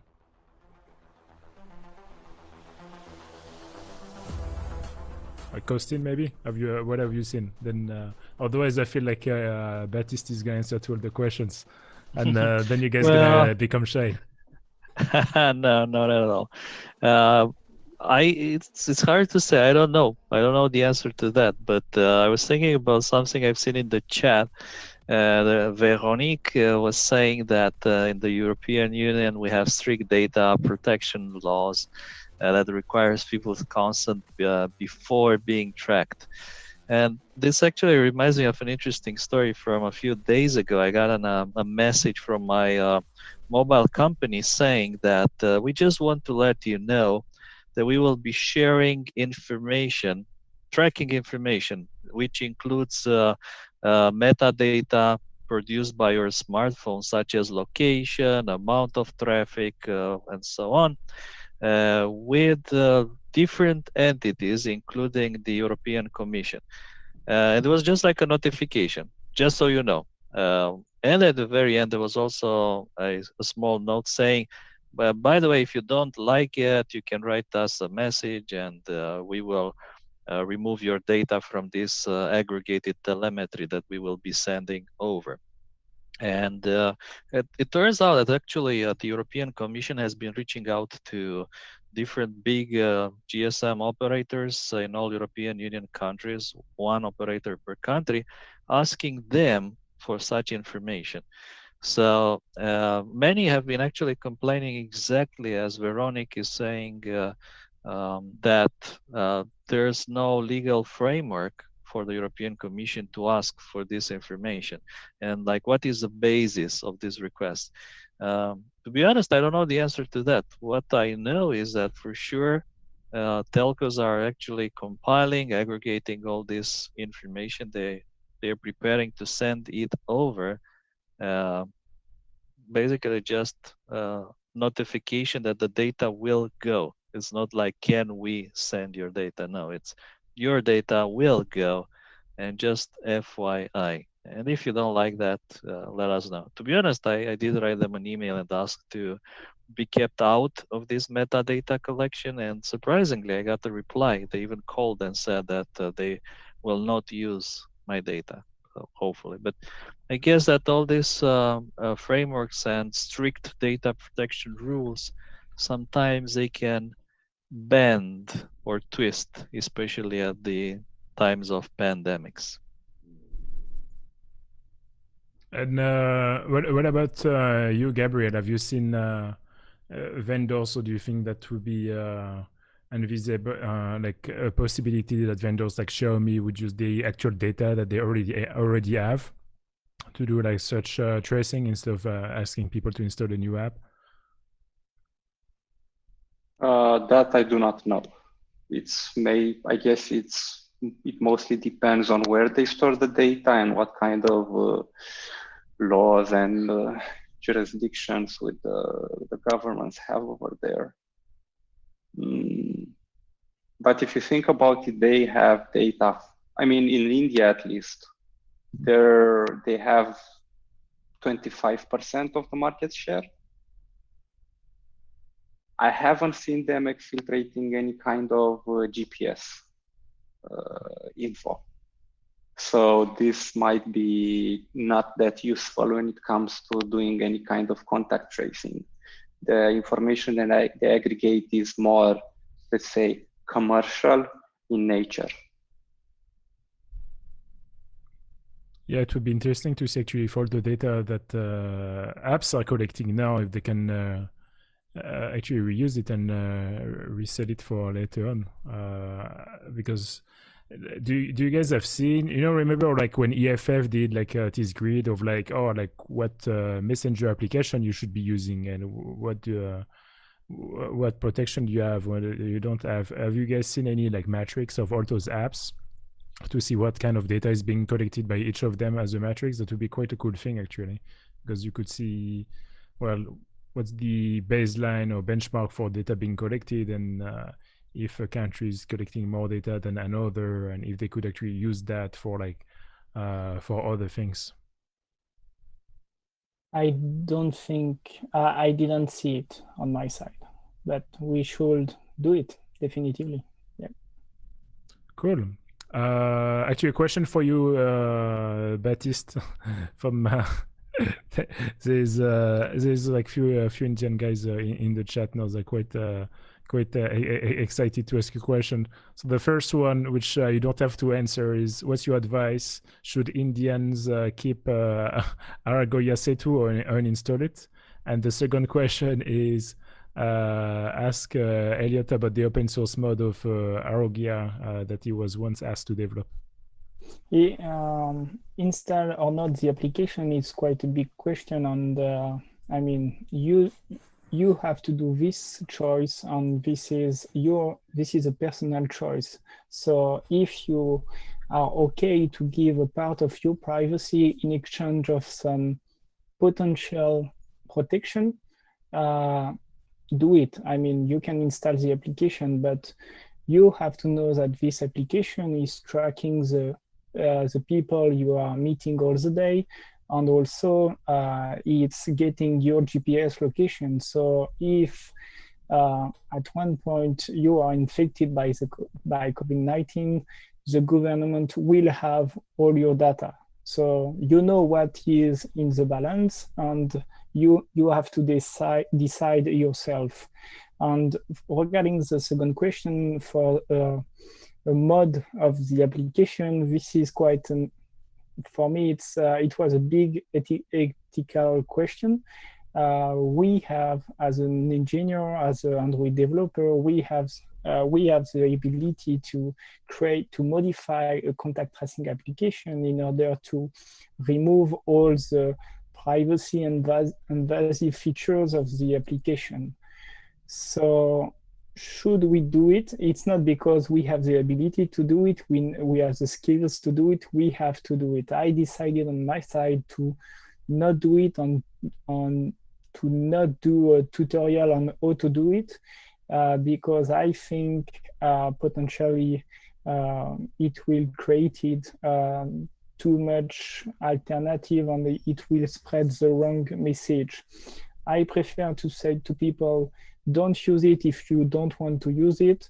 Use it if you want to use it, but creating a modified version is not, it's quite cool on the paper, but in reality, I don't think it will be a good thing.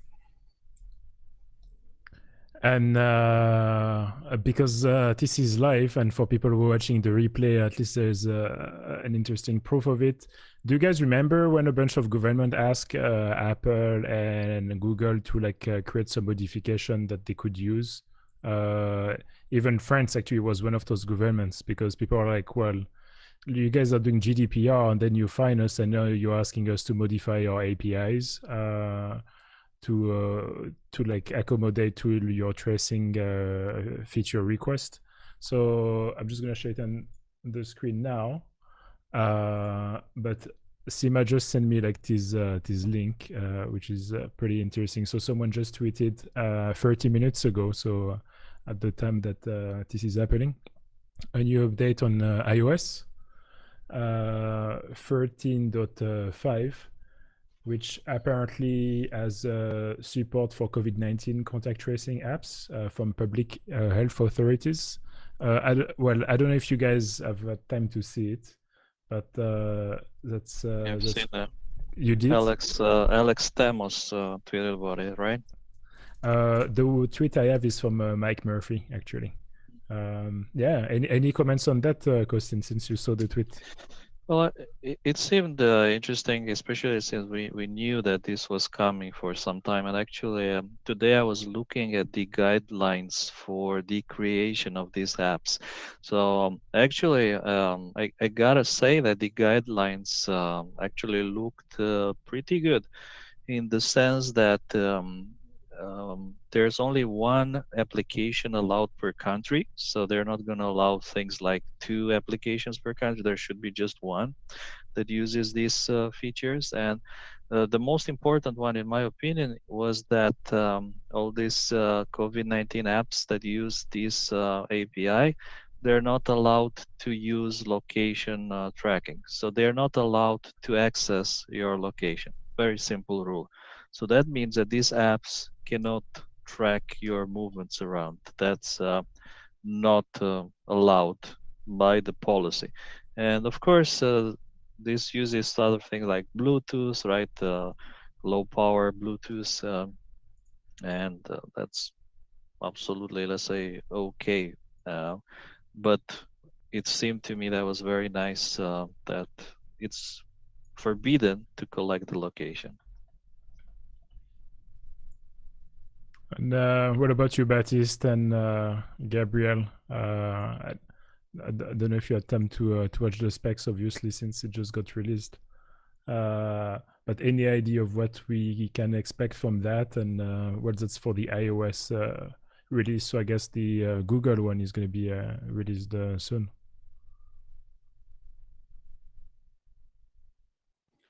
The Google one has been already released, as far as I know. Yes, I think it's already open source on GitHub, so you can find the sources. And what the protocol chosen by Apple and Google is in reality derivated from the European decentralized protocol created by some universities, and it's called it's coming from DP from a protocol called DP3T. And this protocol is quite good in my opinion. This is the best protocol we have on the table at this moment. But as I said before, this is not perfect. There is some limitations. And if you go to the DP3T GitHub repo, you would see that there is some issues opened, some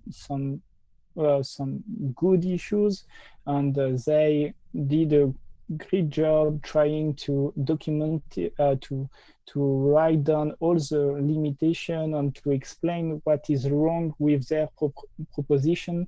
But at this moment, we don't really have a better option. And this is why Google and Apple try to this is why they took this proposition package that with the Apple and protocol experience, let's say it like this, and they only what they did is quite clever, because they only proposed to governments an API, so they cannot they are not responsible of the applications itself. So I mean, this is for me it's quite okay. This is a good proposition with some limitations. It's not perfect, but this is the best thing we have at the moment. And so there is multiple protocol. The one you just mentioned is what did you say? DT3T? No. Yes. DP3T, yeah. And how many protocols are like currently out there? DP3T, yeah. You have like you have, I think you have two big protocols in Europe. You have the Robert protocol, which is the French proposition, and also you have this one, the DP the DP3T protocol. Okay, cool. Well, I guess we're reaching the end of this panel. I don't see any more questions in the chat either. So yeah, like thanks for joining us for this panel and to giving all the three of you your thoughts and insight on the current tracing and tracking apps and things that being out there. Obviously, like COVID-19 is one of the big one, but like we've seen in the keynote of Gabriel, that's not the only way to be tracked.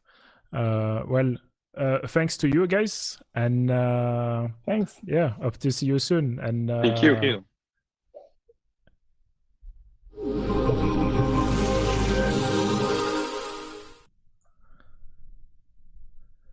So we're gonna be getting ready for our last speaker. I'm just checking if he's here. That's okay. Okay, he's here.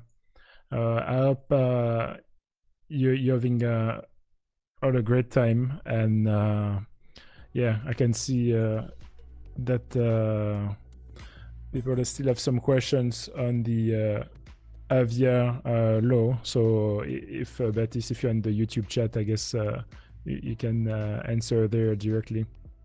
But yeah, like Veronique is saying in the chat, you know, like your data is your data.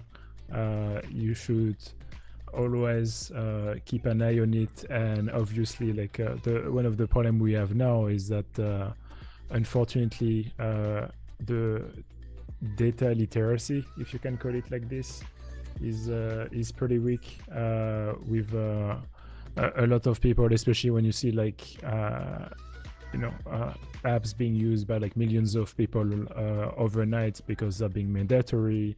That does make quite a significant change in the landscape.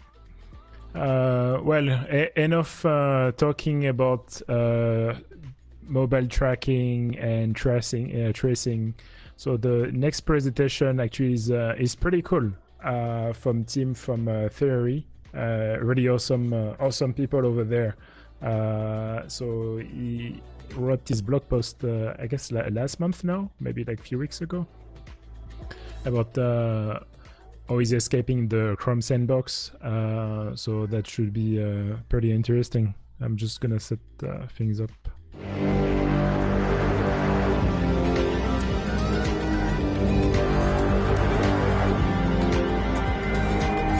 Okay, can you hear me?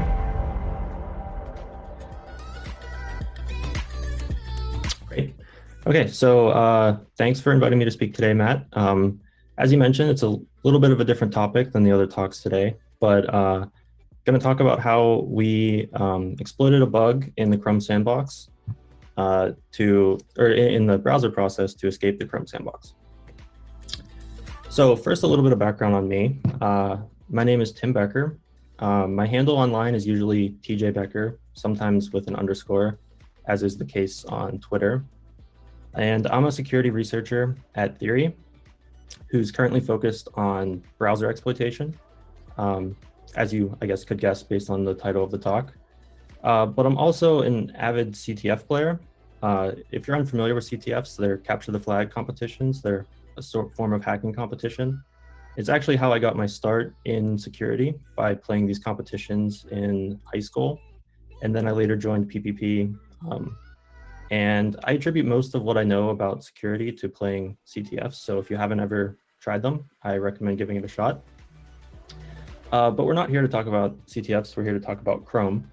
So on the agenda for today is first a bit of background about Chrome. So a little bit about the security architecture and the IPC mechanisms in Chrome. And that should be enough to describe the details of the bug and explain how it can be triggered. And then we'll get into the details of how the bug was exploited. And there's a little bit of a different approach that we use than typical sandbox escape bugs that have been publicly disclosed. So you might find that interesting. And then at the end, there will be some higher level takeaways. So if you didn't especially care for the nitty gritty details of the exploit, hopefully there's still something interesting at the end that you might take away. So Chrome's philosophy for security is slightly different than the other major browsers. Chrome doesn't implement a whole lot of exploit mitigation strategies, and instead relies much more heavily on strong sandboxing.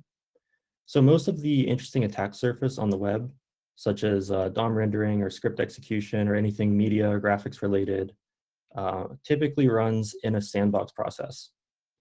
And in fact, Chrome actually is, I think, the only major browser implementing site isolation, which is a policy that keeps data from distinct origins in separate sandbox processes. Meaning that if a user visits a malicious website that compromises the browser or compromises one of these sandbox processes, there's not very much that a malicious attacker could do, because data from other origins, such as Google or Facebook or Twitter, should be protected and not accessible from that sandbox process. But obviously not all of Chrome can run unsandboxed, otherwise it couldn't really do anything like web related or access the file system or anything. So there is one central process called the browser process, which runs completely unsandboxed. And this is kind of the main process whenever Chrome is launched. And some of the other sandbox processes have varying degrees of sandboxing with access to different parts of the system, but the browser process is usually the one being targeted in a sandbox escape exploit because it's completely unsandboxed.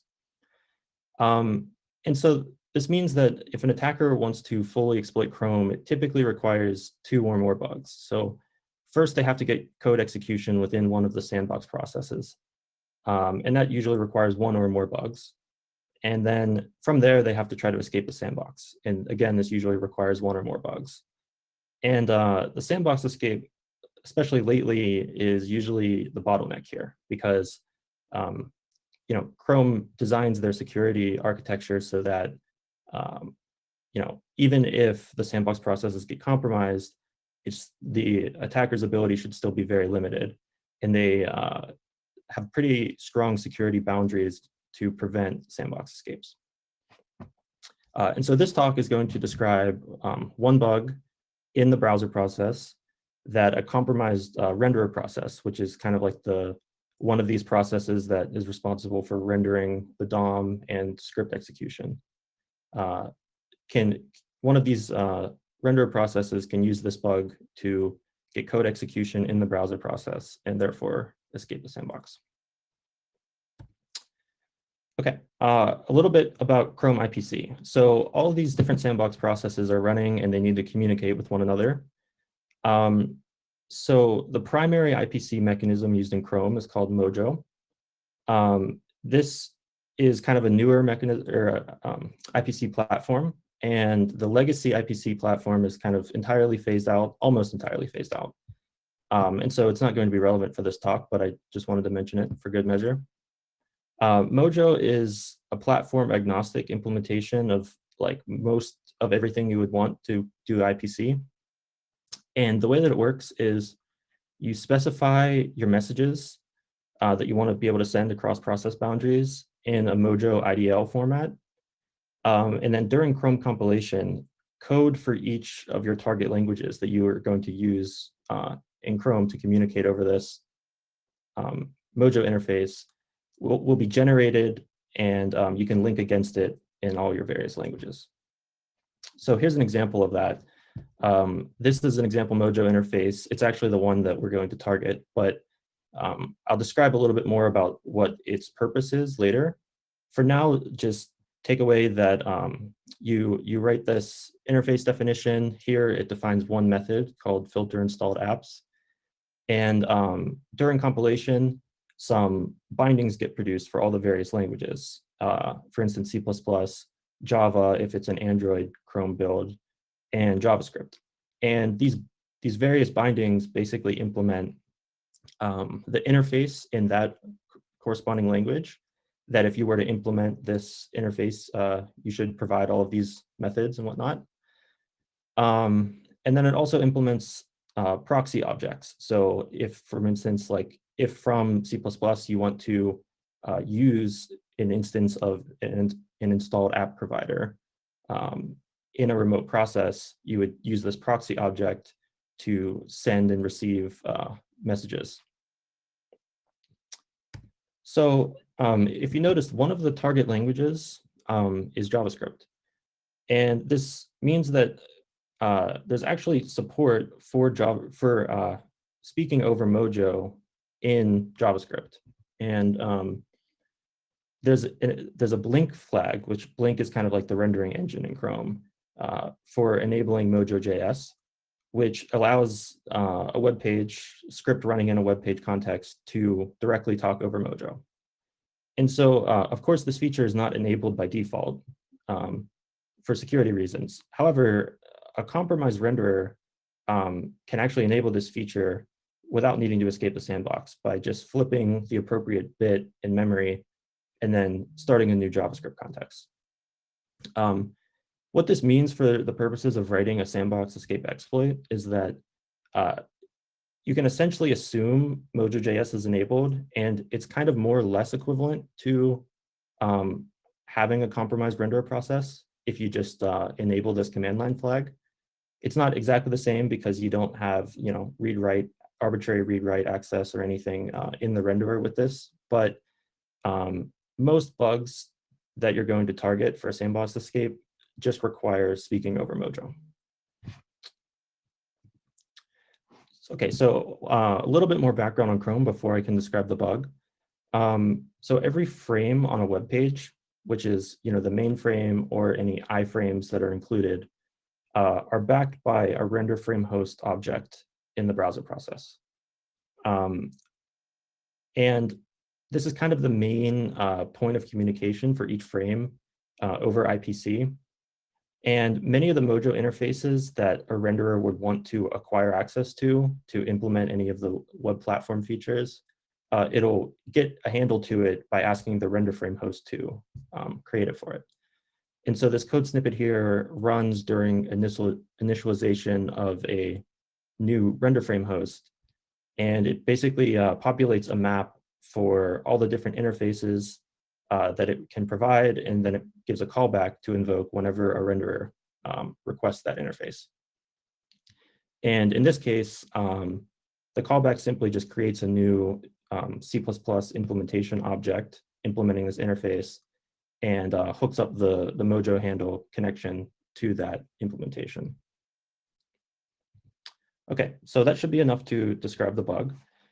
First, a little bit of background on the bug and its lifetime. So for those that haven't heard, Edge browser is now Chromium based as of January this year.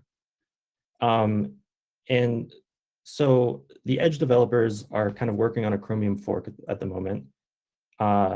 And some of the features they're implementing are getting merged back into Chrome.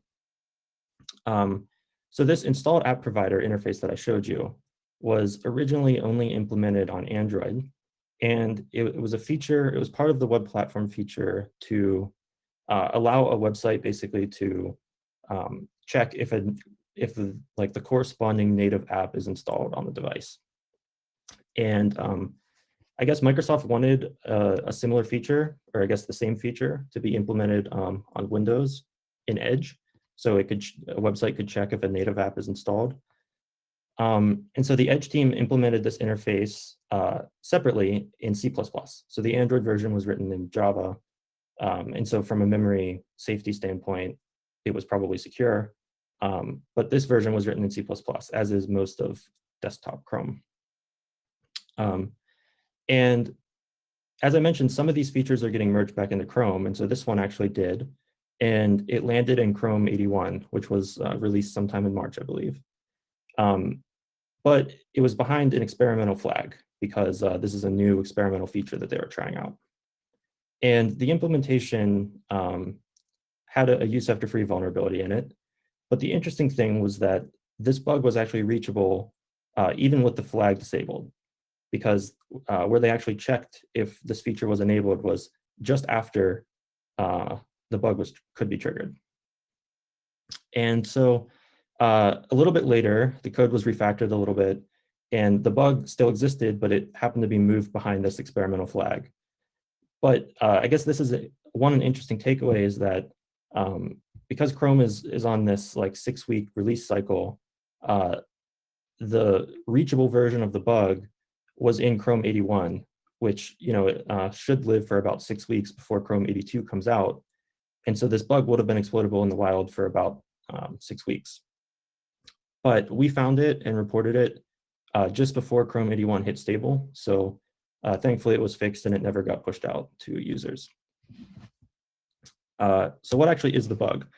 So this installed app provider impl is the C++ implementation of this interface I described. And recall that it's created by the render frame host whenever a certain frame in a web page requests access to it. And so this object actually stores a pointer to this render frame host object. And this is a raw pointer. It's not a smart pointer of any kind that is able to detect if this render frame object has been destroyed. And in the implementation of this filter installed apps function that this interface provides, it uses the pointer to look up the corresponding render process and check if it's an incognito tab. Basically, it's a process level feature whether or not the web pages being rendered in it are incognito or not. And the problem is that this render frame host can be freed from the renderer. So for instance, if the render frame host corresponds to an iframe on the web page, if the web page removes that iframe, it causes the render frame host to be freed. And furthermore, this installed app provider impl isn't freed whenever the render frame host is freed.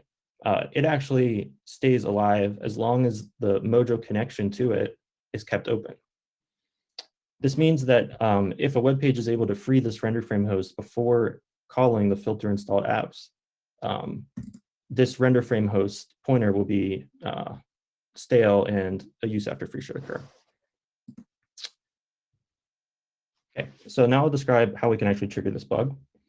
I alluded to it earlier, but here's the exact procedure. So a web page can create a new render frame host by adding an iframe.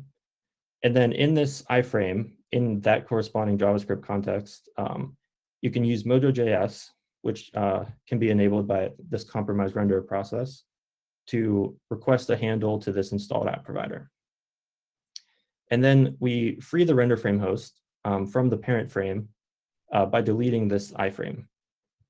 So the issue that we face whenever we're trying to trigger this bug is that when you delete the iframe, all of the JavaScript objects in that frame's context get deleted, and that includes the Mojo handle. And if you recall, we need to keep the Mojo connection open in order for the use after free to be triggerable. So we found one way to keep this connection open, which is basically to take the Mojo handle from the child frame and pass it up to the parent frame. And there are a few ways to do this, but we used one of the Mojo.js features called Mojo Interface Interceptor. So then from the parent frame, we have this Mojo handle now pointing to this installed app provider for a freed subframe. And now we can simply call the filter installed apps method, and a use after free should occur. So here's actually what that looks like in JavaScript. So in the parent frame, we run this first function, which triggers the bug. So as I alluded to on the previous slide, first we allocate a subframe, and then we set up this Mojo interface interceptor so that we can basically receive the Mojo handle that we want from the child frame whenever it has it prepared for us. And then whenever we get this handle from the child process, we set up a proxy object to the installed app provider so that we can invoke the appropriate method. And then we free the subframe. And once it's freed, we can invoke the method, and a use after free should occur. So then the code for the child frame is very simple. All it needs to do is create a Mojo message pipe to be able to send messages. And then it sends a message to the render frame host requesting access to the installed app provider. And it hooks that up to one end of the Mojo pipe. And with the other end, it sends it to the parent frame, which will later be used in the parent frame to set up the proxy object. Okay, so that's how the bug can be triggered. Now I'm going to describe how we exploited it. So whenever you're exploiting a use after free like this, it's often useful to replace the freed object with controlled data. And actually, in the Chrome browser process, this is relatively easy because there's very little allocator hardening, which would prevent like objects of different types from reclaiming the same memory. So it's also really easy to control allocations in the browser, where you can make an allocation of any size and put any data there using the blobs API, which is just kind of a web platform feature that lets you store arbitrary data blobs in like a browsing session. And furthermore, the render frame host is a huge object. It's one of the biggest like C++ objects in Chrome, which means that this freed pointer is in a very rarely used heap bucket. So unless we're like creating another frame or something, it's very unlikely that this freed heap region is going to be reused by anything else. So if we just allocate a very large blob of the same size as the render frame host, it's extremely likely that it's going to replace that freed object. And now we have controlled data there. And so as we discovered while exploiting this, it's usually just the first blob we allocate replaces the render frame host. But for stability, we usually do a few more just to be sure. Okay, so this render frame host object has a bunch of pointers that it expects to have within it. And the problem is that with perfect ASLR, there's no valid values that we could put for those pointers that would prevent a crash, let alone do anything useful. But our sandbox escape was targeting Windows, recall, because this is a Windows feature. And Windows actually has a pretty significant ASLR weakness for the sort of local privilege escalation scenario, which is that base addresses of images, meaning DLLs or executables, is only randomized once per boot. So this means that like if the same DLL is loaded in multiple binaries on Windows or in multiple processes in Windows, it should have the same base address. And conveniently, Chrome.dll is a massive 400 megabyte DLL, which is loaded in all of the Chrome processes. And so this means that if we're assuming we have a compromised renderer process, we should be able to acquire this Chrome.dll base address, and it should be the same in the browser process. So we actually do know a little bit of the memory layout of the browser process, at least where certain DLLs are loaded. And so if you recall the buggy line of code, it's a virtual function call on this render frame host object. So yeah, it takes the pointer and it calls get process. And if you know how virtual function calls work in C++, the object has a vtable pointer within it that points to a table of functions that can be invoked if it's a virtual function call. And so if we have some code that we want to jump to and like control flow hijack this get process call, there needs to be a pointer to it at a known address so that we can point the vtable pointer to that code pointer. And unfortunately, we don't really know the address of any controlled data, so we can't kind of build arbitrary like code pointers at a known address. But the previous slide tells us that we do know where Chrome.dll is loaded. And all of the virtual function tables in Chrome are stored in this DLL. So this means that we're able to call any virtual function on any object defined in Chrome with our controlled render frame host object. So unfortunately, this doesn't seem like it's enough to get arbitrary code execution yet, because it's very unlikely that there's just a virtual function in Chrome that we can just sort of redirect this call to that will give us code execution. So we'll have to build some stronger primitives out of this. And typically to do that, we'll want to exploit the bug multiple times or trigger the bug multiple times in different ways to sort of manipulate the Chrome process into doing something more useful. But there's a slight problem with that in this case, which is that the result of this virtual function call to get process is used to make another virtual call called get browser context. And then that result is used to make yet another virtual function call. And so if we just point get process at some virtual function, we'd have to make sure that it's returning sort of a process object or some object that meets the constraints that will prevent those future calls from crashing. And that is extremely limiting. But fortunately, we found a nice way around this, which was to instead point get process to some virtual function that just returns like the address of a class member or a reference to a class member, which in machine code just takes the this pointer and adds a small offset to it, so that it's returning a pointer into data that we still control, because we have this massive blob that is replaced the render frame host. And so get process will, or whatever we redirect get process to, will return a pointer that still points into our controlled data. And then get browser process is another, get browser context is another virtual call. And so we're in the same scenario as we were with get process. And so we can once again do redirect it to this virtual function that returns a small offset ahead. And finally, we have the third virtual call, which we fully control. And now it can return any value. So we truly can redirect this to any virtual call, and the process shouldn't crash. And whatever the result of this final virtual call is, shouldn't affect the stability of the Chrome process. So here's a diagram that summarizes everything I've said so far about the exploit. So we have our blob that has replaced the freed render frame host object. And within it, we're putting these vtable pointers into the chrome.dll, which is, we're able to know the base address of it based on leaking it from the renderer process. So in chrome.dll is all of the code implementing Chrome, as well as the data, and that includes the virtual function tables.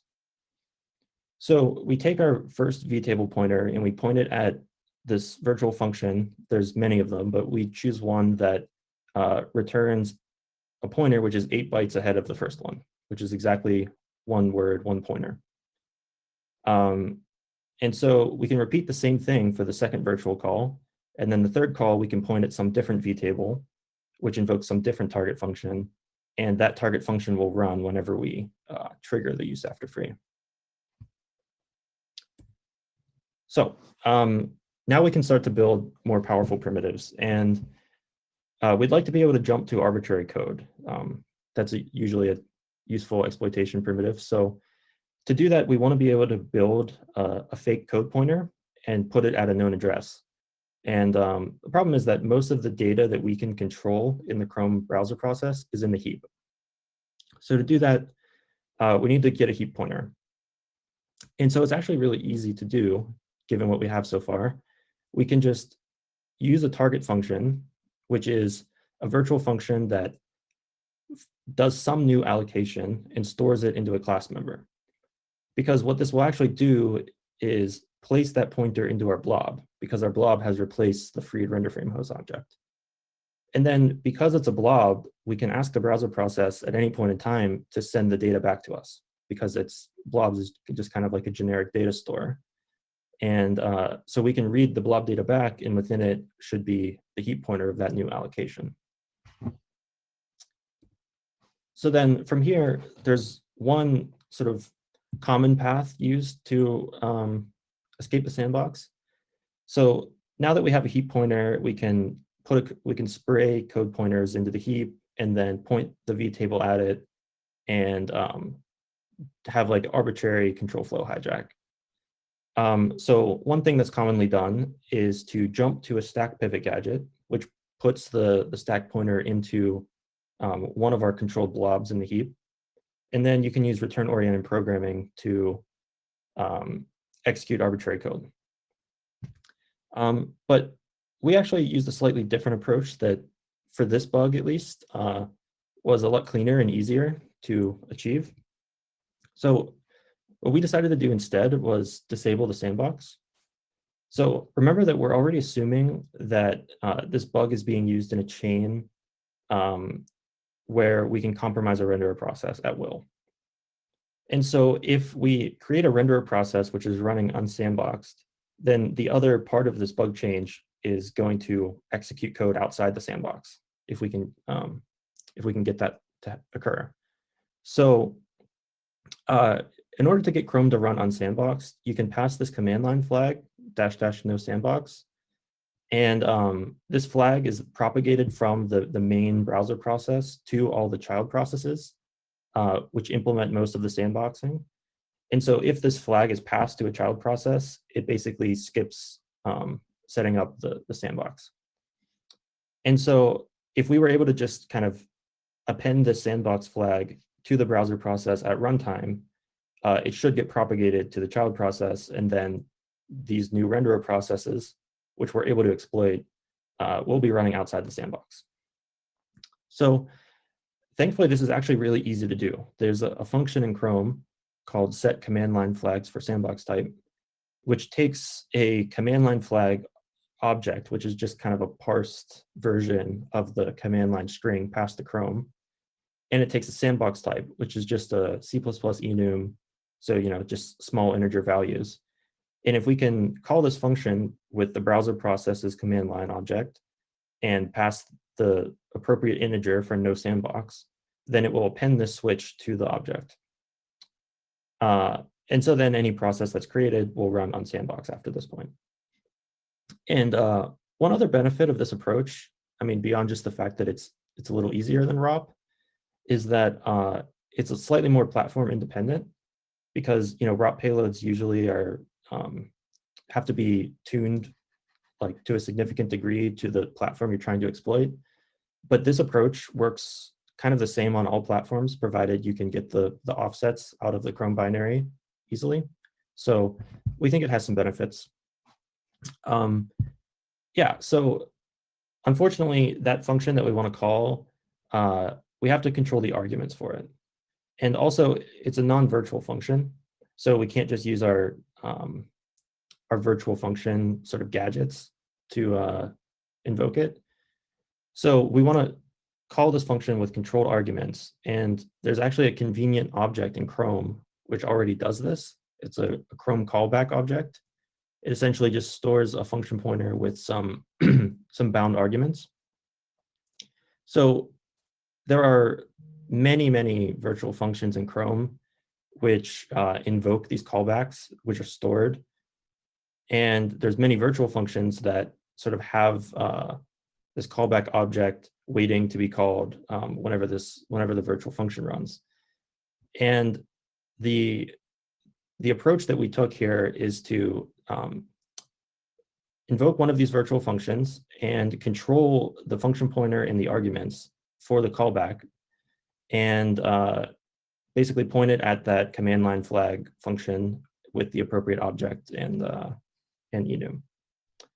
And that's basically it for the exploit. So some takeaways are that because Edge is now Chromium based, the Edge developers are working with basically a relatively new code base to them.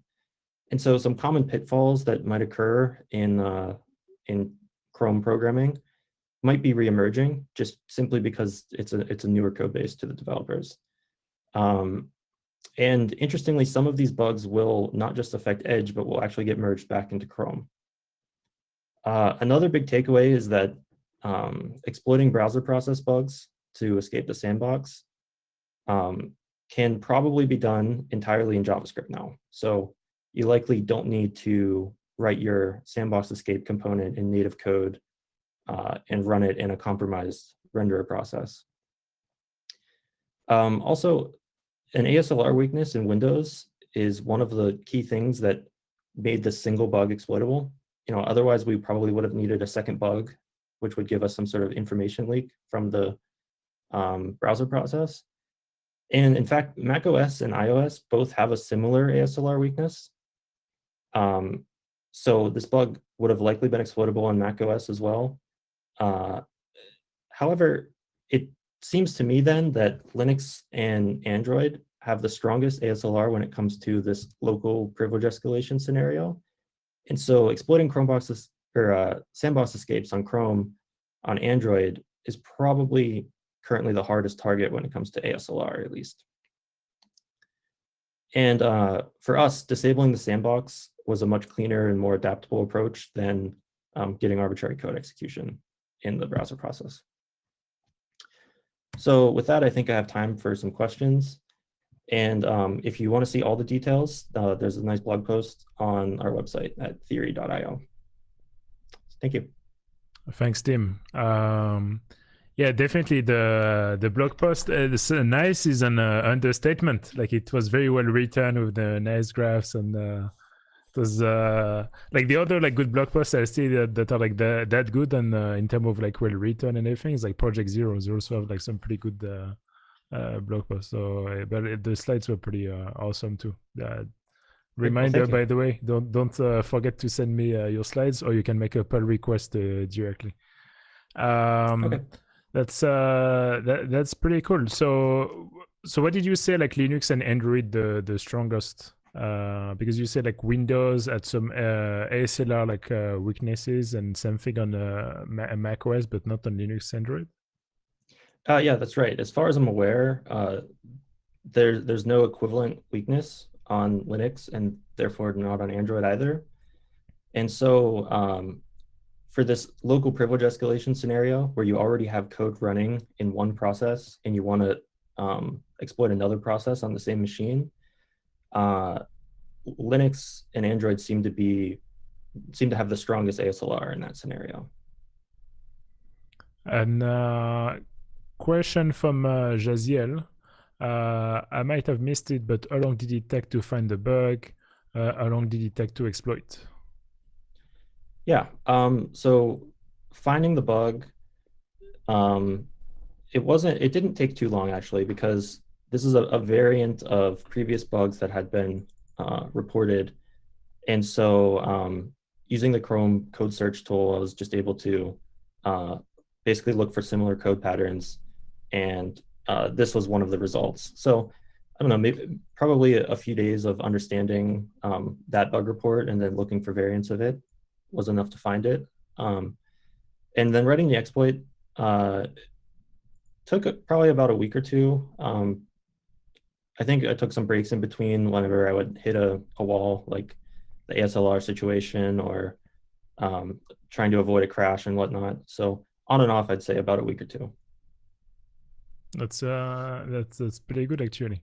And I don't. You didn't mention it, so I don't know if you used it in that scenario. But I would be also interested to hear your thoughts. What do you think about CodeQL? Did you try to make a script on like a query on CodeQL to find that bug? Did you play with it a bit, or like could that be helpful? I'm just asking because I started to look at it like yesterday. I was like, oh, that's quite cool actually, because you can do like data tainting, all those things. Like, oh, I've been living under a rock. Where was I when this thing was released? Yeah, no, great question. I actually didn't use it to find this bug, but I have since been learning it and am trying to apply that using CodeQL to find other bugs with slightly different code patterns. So yeah, it's a great thought, and I think it's a promising technology.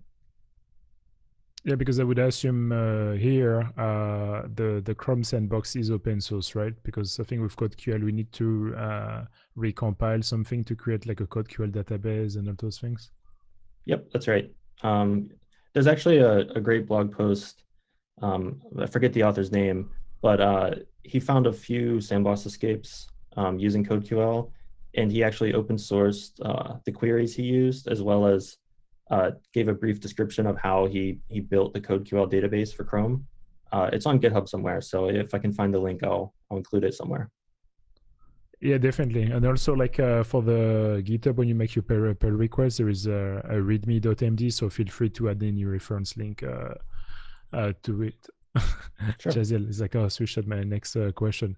But yeah, like I do agree. It's quite it's quite promising because, well, although you said like that bug, like it took you only, although like I don't think you're like a good benchmark for that, but you say it took you like a few days to find it, right?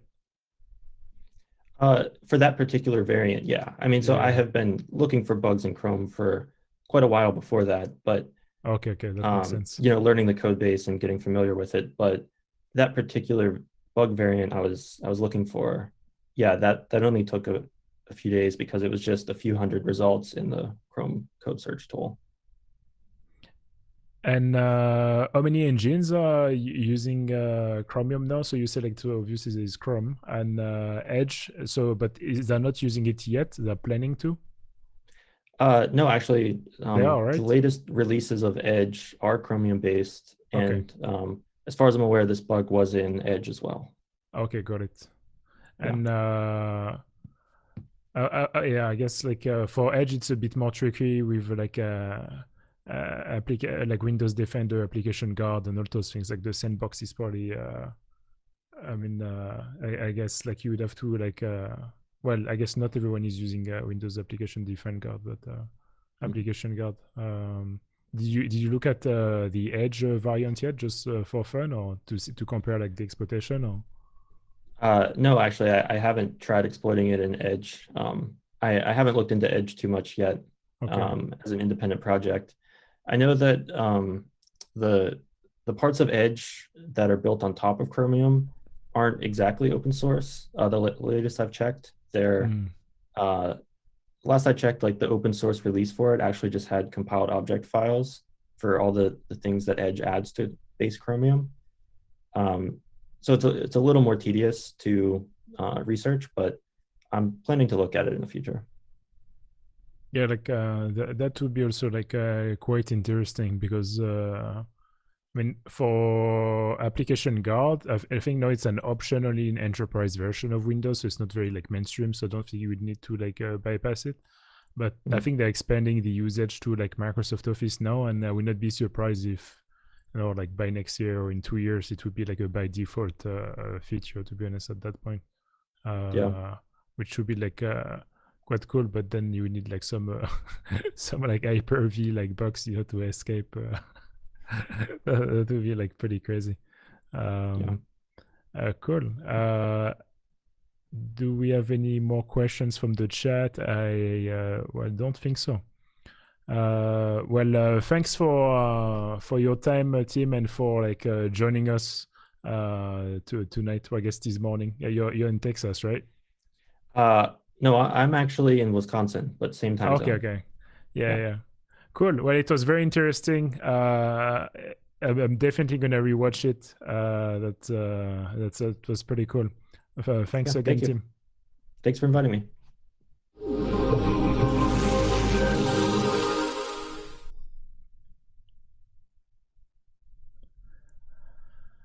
Hi guys. So that's it. We're approaching. Well, we're not even approaching. This is the end. You know, like JZL, you missed all the opportunities to ask more like interesting questions.